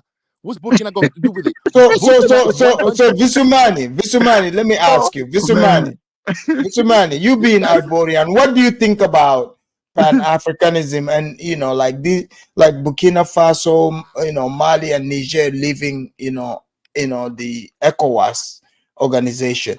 So what do you think about this overall Pan-Africanist thing? What's the future? Okay, Pan-Africanism is dead, number one. Number two, ECOWAS is a European-controlled organization. I'm glad that Burkina Faso, Mali, and Guinea, you and St. James agree on something here. And Ivory Coast in 2020, we wanted to leave as well. We wanted to get away, but then there was the whole third term of Alassane Ouattara, so that was a big problem. And eventually he ended up staying. But if he had been removed, then probably we would have gone the way of Mali. I know that when Ibeka he got taken out of power, the Malians, they were saying that they were expressing solidarity with the Ivorians. So that was a situation that Ivorians were ready to join. But unfortunately, it didn't happen. And St. James is talking about, Burkina Faso, but his Burkina Faso president is the one who is bowing down to the French as we speak. So I don't know which one. Ouattara. And before him, it was Compaoré. And where's Compaoré right now? No. I mean, I'm not talking about these people. I'm trying to make a point to you because I don't care much for Ouattara and whatever the situation may be, right? Because he's even against our unity over there in the Sahel. So I was just trying to make the point because you call and trying to, listen.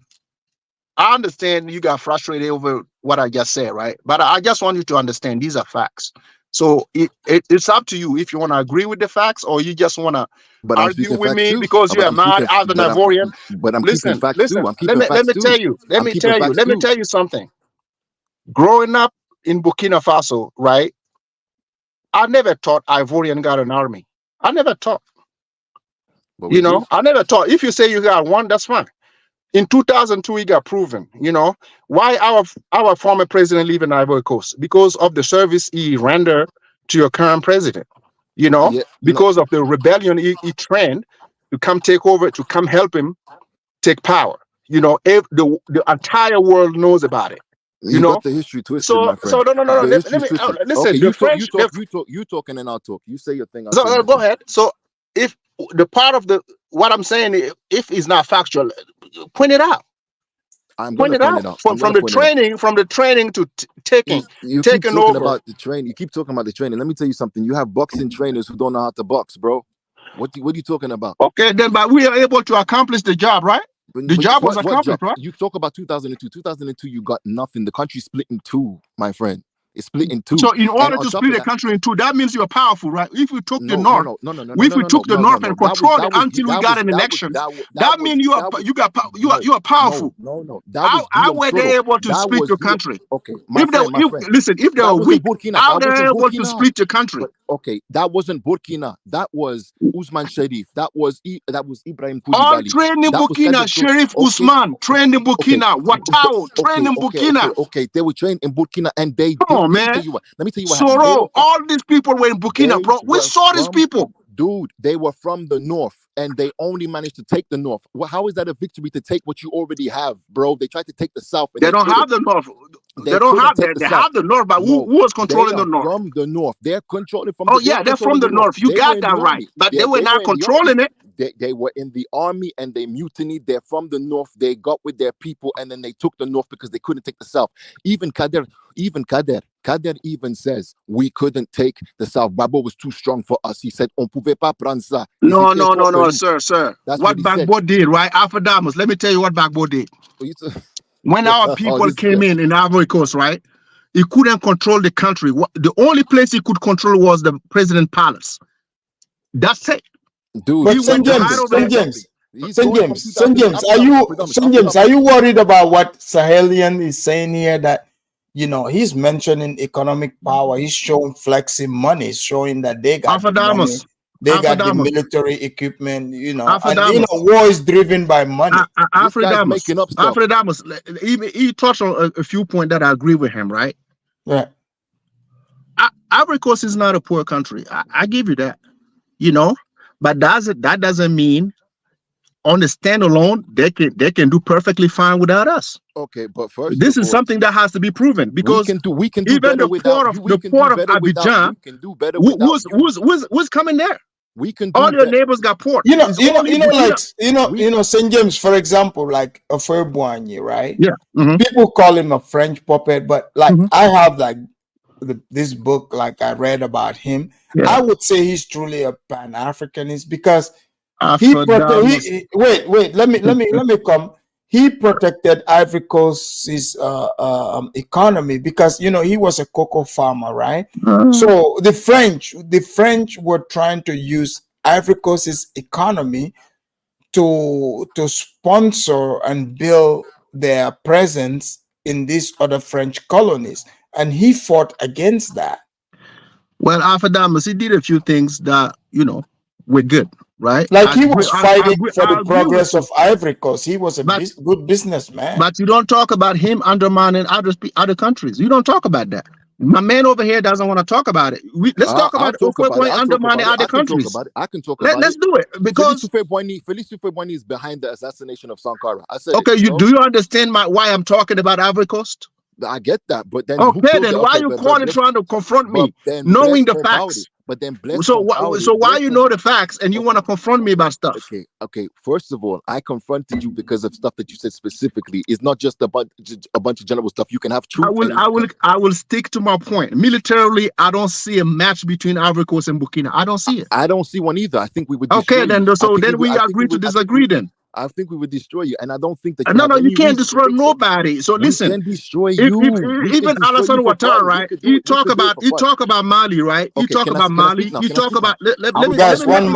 One microphone. Let me make this point clear. Let me make this point clear. Ouattara, if you hear Ouattara, he talk about Mali. He talk about Niger. He don't talk about us. From the time he start talking about us, you will see it. Dude, what are you talking about? Make him talk. Just make him talk. What are you talking about? You will see what's up. Okay, he talk about Mali and Niger. That's the two countries he talks about. He don't talk about us. Stop waffling. Do you know what it was? you know Guillaume Soro. Guillaume Soro literally was caught on tape planning to overthrow the president of Burkina Faso, and he was laughing and joking about it. We overthrow your presidents for fun over there. We run up into your country and we do what we want. What are you talking about? He wasn't transitional president. What president are you talking about? I forget the guy's name now. This was around 2000. That was a transition. The transition. Did you hear the phone call? Did you hear the phone call between Guillaume Soro and the other guy that was trying to take over? Yeah, man. It was a massive thing. We joke about this. Did that come though? Did that come though? Did it come? Did that come though? We look at Burkina Faso. Did that come though? Did that come though? It's not about did they come. It's about that fact. My people came to your country, and that was night. Okay, listen, my people came to your country, and that was night. Came and it wasn't night. You understand? What you talking about? Your people didn't even fight. I have videos of. Listen, all right, guys. If you want, right? If you want, next time. If you want next time, I'm going to show you the video. When our people you can send it to me. Listen, they run away. Their people run. They throw their weapon and they run away. They didn't even want to. Bro, my man, listen. If you want, next time we can schedule that meeting. Between me and you, I have the videos. Listen, you keep going on, man. You keep going on, man. You keep waffling. You got a military base in your country, a French military base in your country, and you want to talk tough? That you guys know how to fight? Come on, man. We didn't want the French there. It was you who came and joined with the French to attack us, bro. When Ouattara came into the city, he said we can't take the city. So the French, they flew over and they started bombing. No, they didn't. Listen. The United Nations, they bombed everywhere. Bro. And when the United Nations started bombing, that's when you took advantage and you came in. Why are you lying about what happened? This guy doesn't know. Listen, Afradamus. I know my history, dude. Okay, he just want to talk, right? Because he loves to hear himself speak. If Afradamus, if you come in the city, right? Dude, you come in the city. You in Banjul, right? Yeah. Our military is already in Banjul. They took over Banjul. The only place they didn't take is the president palace. Who won? Nah, I'm talking about Who before won? that. I'm Because talking they about have to before make that. this quick, right? The president went into hiding. No. He doesn't want to go my out, and we days. want to get Oh. this done and over with, so the Okay, people you can know go what? back outside You know and, what? You and know. mind their business. Tell So me, how did they enter the I'm city? How talking did they about enter the military. city? I'm How not did they talking enter about the the. city? I'm How not did they talking enter the about the city? How president. did they enter the So city? we How did took they over enter the the city. city? Your How did people they enter? run away. How? Tell me how. You're talking. You're running your mouth. You're lying. How did they enter? They It's couldn't not enter. lying. The Bro, president they went to couldn't hiding enter in the beginning. They couldn't enter in the beginning. They asked for the French. They because it's said, a please. bunker. Okay, He went to hide. we He ain't went back. talking about the bunker. We're talking about the It's a city bunker. before the bunker. Before the bunker, they came from the So north. hold on, They came from the guys. north. Hold on, guys. So, This guys, guy's a you can see, liar. guys, clearly, Pan-Africanism is dead. Lozi, Yes, it's are dead. you Prove there, that. Lozi? I'm here to talk to this dude. I'm Okay. here. I'm here, Afridamus. Lozi, Pan-Africanism is dead. I just want to be able to come to Johannesburg and buy my apartment. Is that okay? Is that possible? Now you're talking Afridamus. I can even allocate you to Waterfall City, man. It's a newly smart, built smart city. Check it out. Abidjan's a smart city too. Abidjan's a very smart city as well. Yeah, check it out, Afridamus. Yeah, man. You must come, man. You must come, man. You have to come to Afridamus, let me just say this. This guy, he's trying to talk about Burkina came over and took over Abidjan. It's not true. It was the French, it was United Nations. They bombed everywhere. It was their white men that they claim that we are with. They were with the white guys. They bombed the city. Then when the French and the Americans finished bombing the city, then they came in. This guy's got everything twisted. He's not even from Ivory Coast. He's making up history. And at the end of the day, he's so tough, but he let a dude called Blaise Compaoré rule his people for 27 years. This guy killed Thomas Sankara, and they never did anything to him in retaliation. They were scared of him and lived there for 27 years under his rule. So he can't talk about nothing. This guy lives in America. He ran from his own country, bro. What's he talking about? War and what Burkina Faso is doing now, and you're in America. What you mean? Okay, listen, I'm a citizen of the world. I was back home for 8 months. When was the last time you went home in Ivory Coast, man? Talk to me. When was the last time you went home? First of all, I go home whenever I want. That's the thing. Okay, that's good. Whenever I want. That's good. So I'm not allowed to live in the state because I live in the state. I'm not allowed to live here. You can do what you want. I'm talking about how why you pointed it out? I'll explain. I'm go pointing ahead. out because you were talking about oh, well, there are people who not ready for it. People not ready for it. They're not ready for the war. They're not ready for the things that's gonna happen. You were talking all of that, but you yourself are not ready for it because you live there in America. No, bro, you don't know me. You don't know me. You don't know what I went to do back home. You don't know.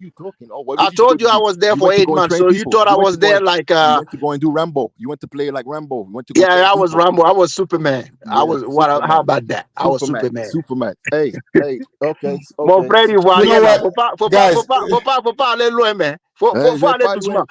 Faut parler doucement. Je suis campé. You know what? You know, Saint James. I think you know when you came here and you showed that you want Ivory Coast to lose against Nigeria. I think Ivory Coast is gonna win. This Afrodamus. I think they're gonna beat Nigeria because you know what? You know what? The shamans of South Africa and the marabouts of Ivory Coast, they've gotten together. Nigeria is going down. Afrodamus. Let me explain. You play soccer, right? Right. I like good football. Yeah. Honestly, listen. Honestly, just opinion based. Which is the best team? Ivory Coast and Nigeria, based on what you saw. Well, I mean, Ivory Coast is come back. I can't rule them out because they were completely out, and they are back in the game. They made it to the finals. Right, man. To me, they are dangerous, man. What's the better? Like we got the edge a little bit. Well, Senegal was looking good, but they out. Even Mali was looking good. Yeah, they're out. I think the cup is gonna stay in Ivory Coast. I don't think so. But that's why I said I'm rooting for Nigeria because they got their skills. But St. James, Ivory Coast is your My neighbor. man doesn't even know. Hold on, but it's your neighbor and they are your French brother. No, but sometimes you see, sometimes we gotta go out there a little bit. That's what it is. It's nothing bad about. But my man, he's just denying what I'm saying. But what I'm saying. But St. James, are you worried that Ouattara is gonna annex Burkina? You know, because huh? That's what he's really worried about. No, Alfredamus, right? Alfredamus. Listen. Ever since this situation started, right? Have you ever seen my president talk about any other country, like neighboring country, regardless of what Ghana did to us? Have you ever seen us address it officially? No, we don't do those things. Even Ouattara, when he started talking, he was trying to, he was trying to be disrespectful to us. St. James, Ouattara got money and backing. No, Alfredamus. It doesn't matter. The guy is from Burkina Faso. My man acknowledged that, right? But he sees himself as Ivorian. It's fine. His father's home is in my country. That's what I said. He talks about Mali, he talks about Nigeria. He doesn't talk about us. I'm trying to prove a point here. There's no point. Okay, listen. We made Ouattara. We made him. We made Ouattara when we made Ouattara. Listen, we made him. We made him. So when he couldn't listen, when Ofwe Boigny died, right? Listen, he tried to force himself to the presidency. He got expelled and he went to Paris. He went to Paris. Nobody was talking about him. My friend. Nobody wasn't talking about Ouattara. He left the country. What was his party? What was his party? What was the name of his party? RDA. Who started RDA? RDA. Who started it? I don't know. That was his party. It was Brabo and it was Vaudier. Okay. That's whatever. That guy. But that's whatever. But listen to Alfredamus. The biggest mistake of 2024 is just what you said.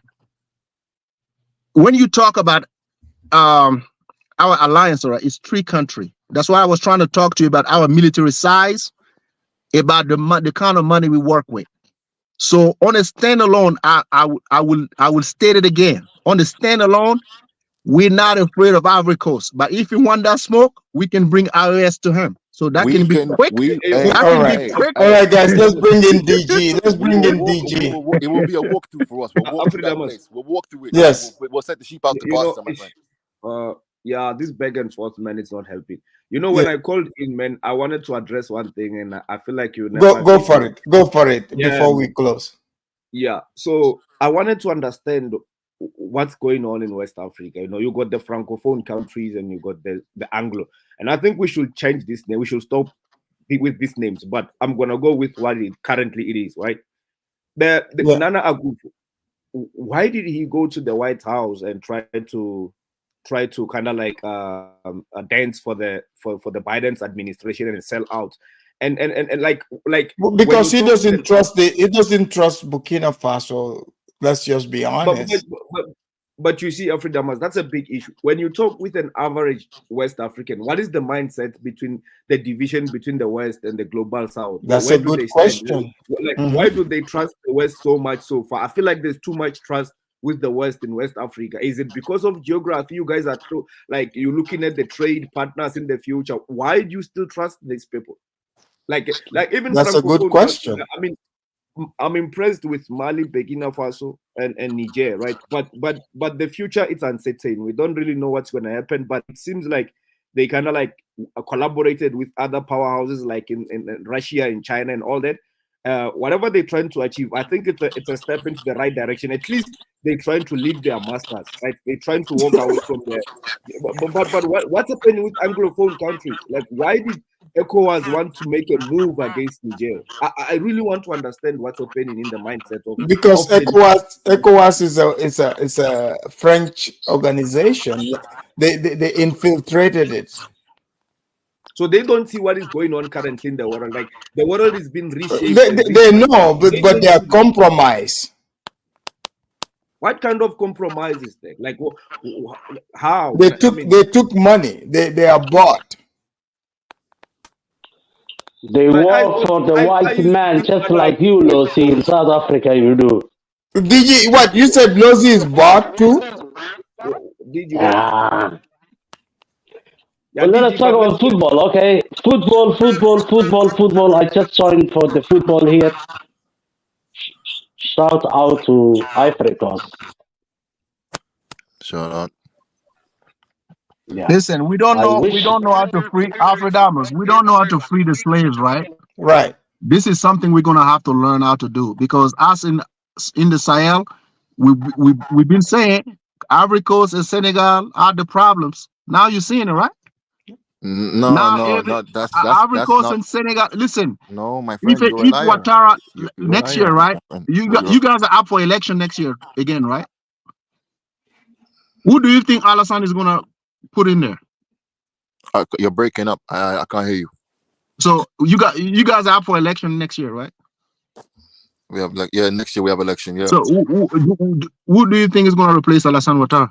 I think it's going to be a whole bunch of shooting. That's what I think. Nah, that guy ain't going nowhere. Just watch. Yeah, but maybe he'll probably stay. He'll probably not go. But okay, I tell you then what you guys are going to do? But if he stays, it will be the same thing as last time. It will be people fighting. That's what I'm saying. Ivorian won't do nothing. Guys, we can finish this conversation tomorrow. I want to give each of you 30 seconds to close out, and we would get back to, let me help my man go to sleep better.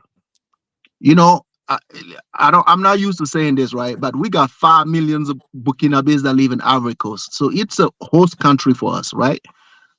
We get love from Ivory Coast. My people make money in Ivory Coast, so I can't hate Ivory Coast. So, but we got that rivalry that that goes on for years, So my man understand it. That's what I was talking about it, But when it comes to real love, he knows exactly where my heart is, But you guys have been acting a little funny lately, when we're trying to create our own thing.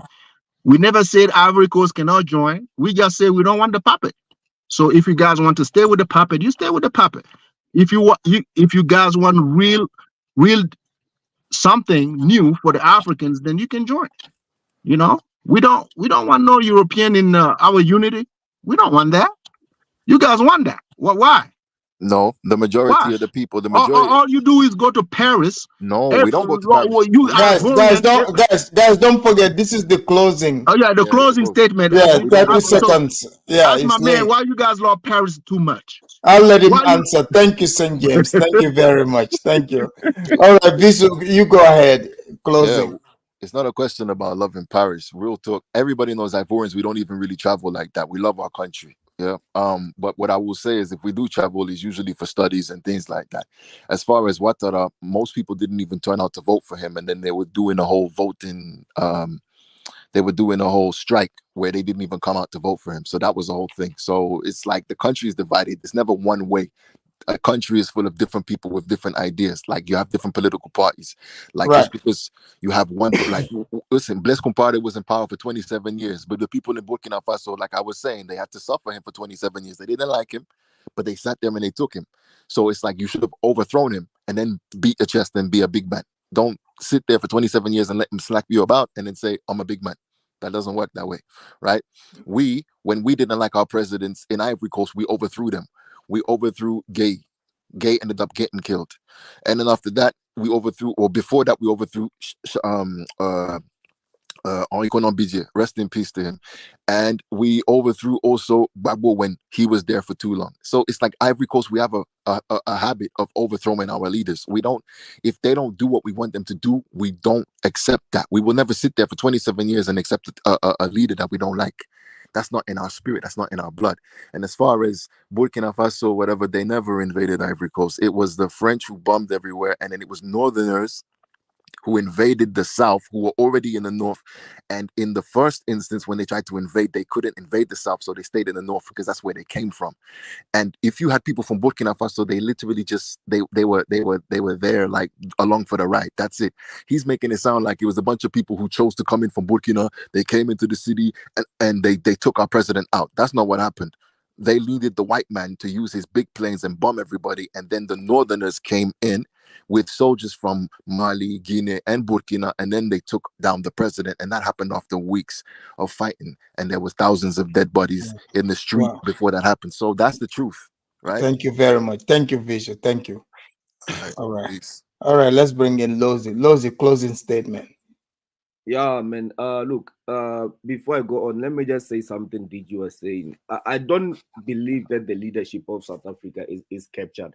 I used to believe that they are owned by the West, but for the past 10 years, I've grew up to understand geopolitics. I think, however, our economy is still tied to the Western regime.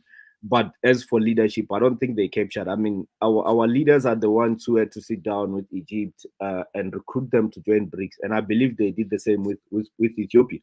You can't be owned by the West and be for the BRICS and be advising other countries to join BRICS, which is totally kind of like the West. They see it as an opponent, as an opposite.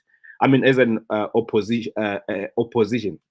And also, you can't be going out against Israel and taking them to the highest court in the world where you are captured. A government that is captured doesn't move like this.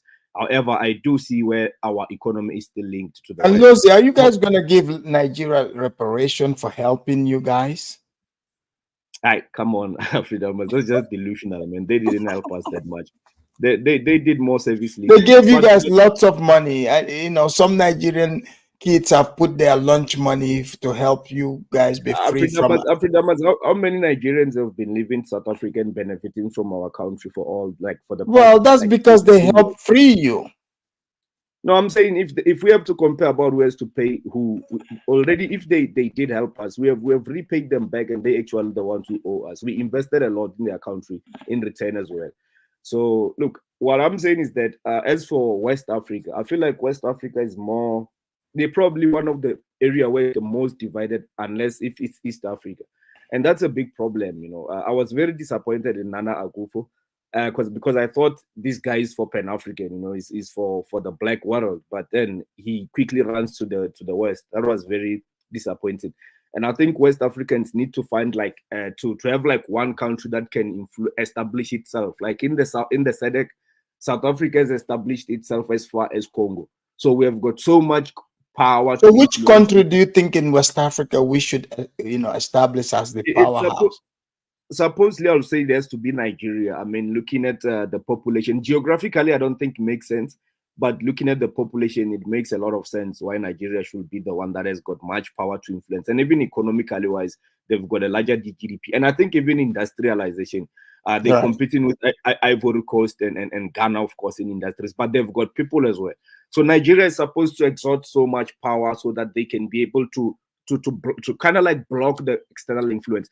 But it seems like they are captured as well. I mean, Nigeria was leading ECOWAS, trying to block Niger from freeing themselves. So I think most people. But that was just the president, the ruling class, but the people are against it.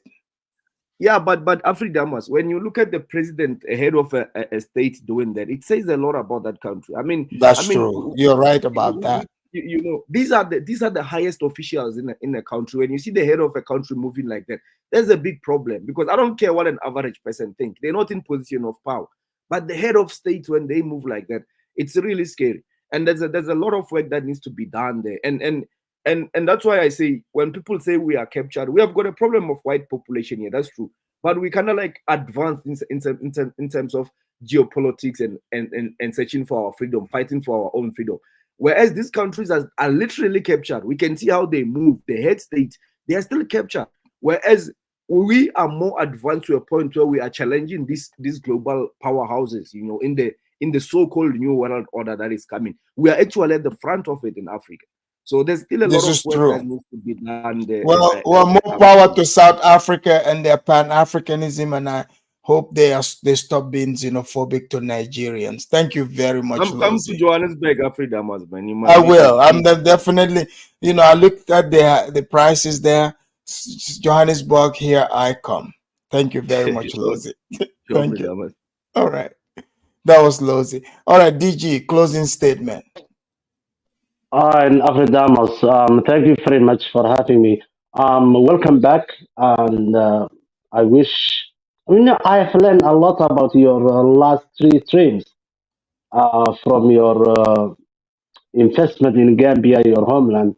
I Yeah. do also investment. I do also investment in my homeland, and I Yeah. was checking my camels, man, Yeah. which one is being kidnapped. But these guys were good. They were nice. They gave me a check for the last hatch. How many camels that they sold to Mecca, and everything was okay. Oh, that's But thank awesome. you for, yeah, that's awesome because it is, you know, they are nice. They are nice. They are family members. And the other thing, Lozi is right. And you know, we Africans, we should have to give South Africa leadership. Their leaders, Afrikaners. I think they are the best leaders in the continent of Africa.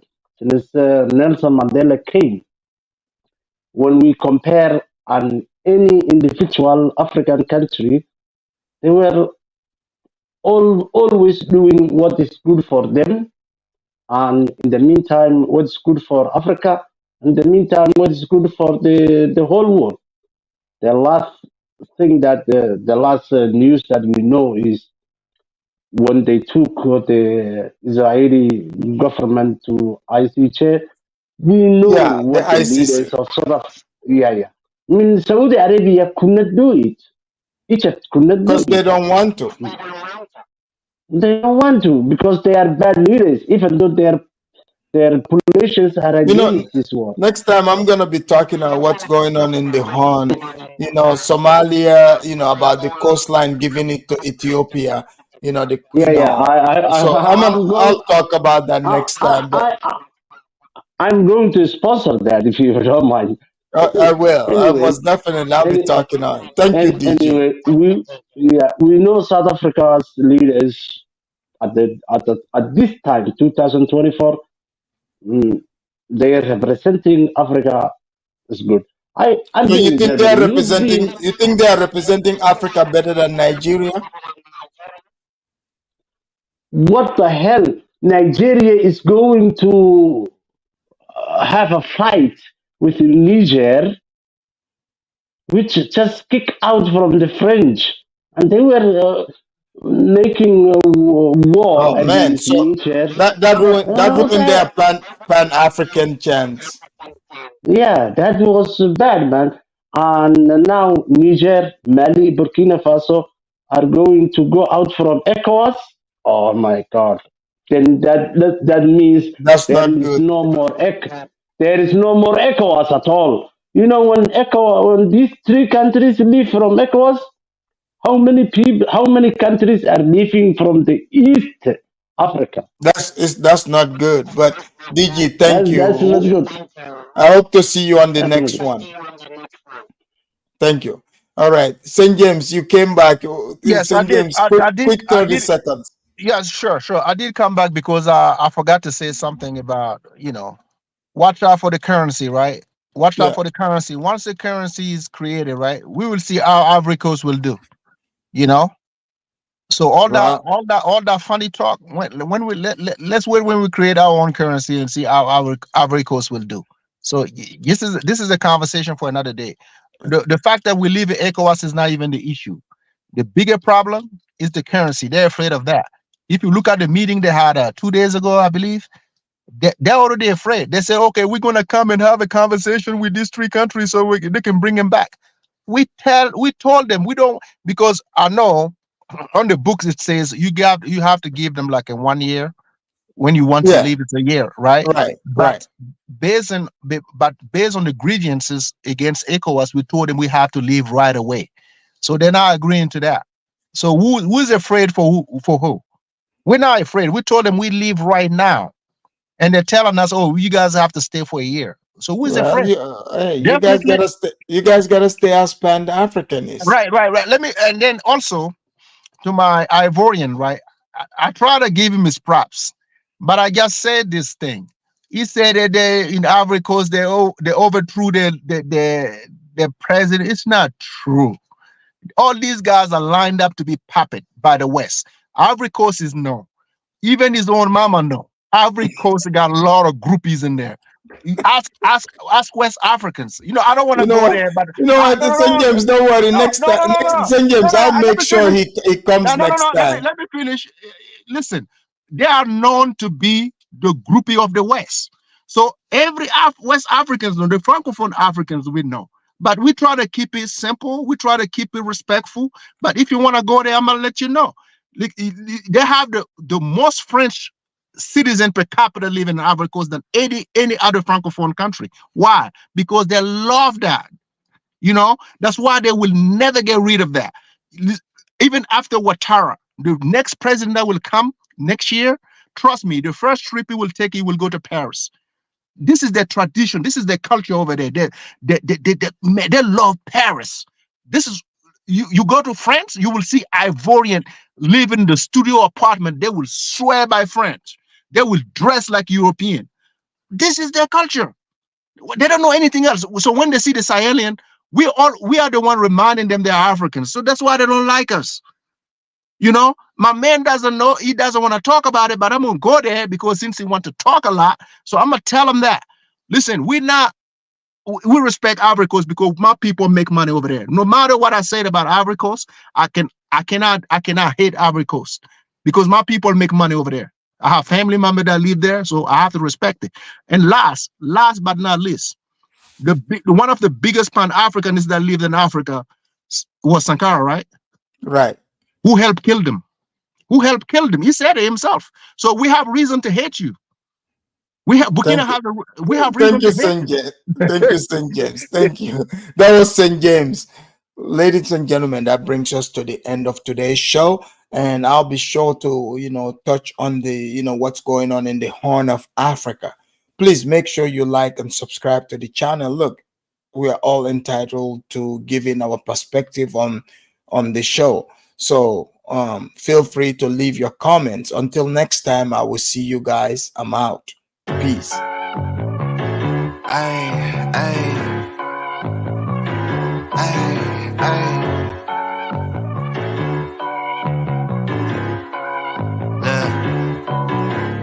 Baby girl love my bop and I like me too.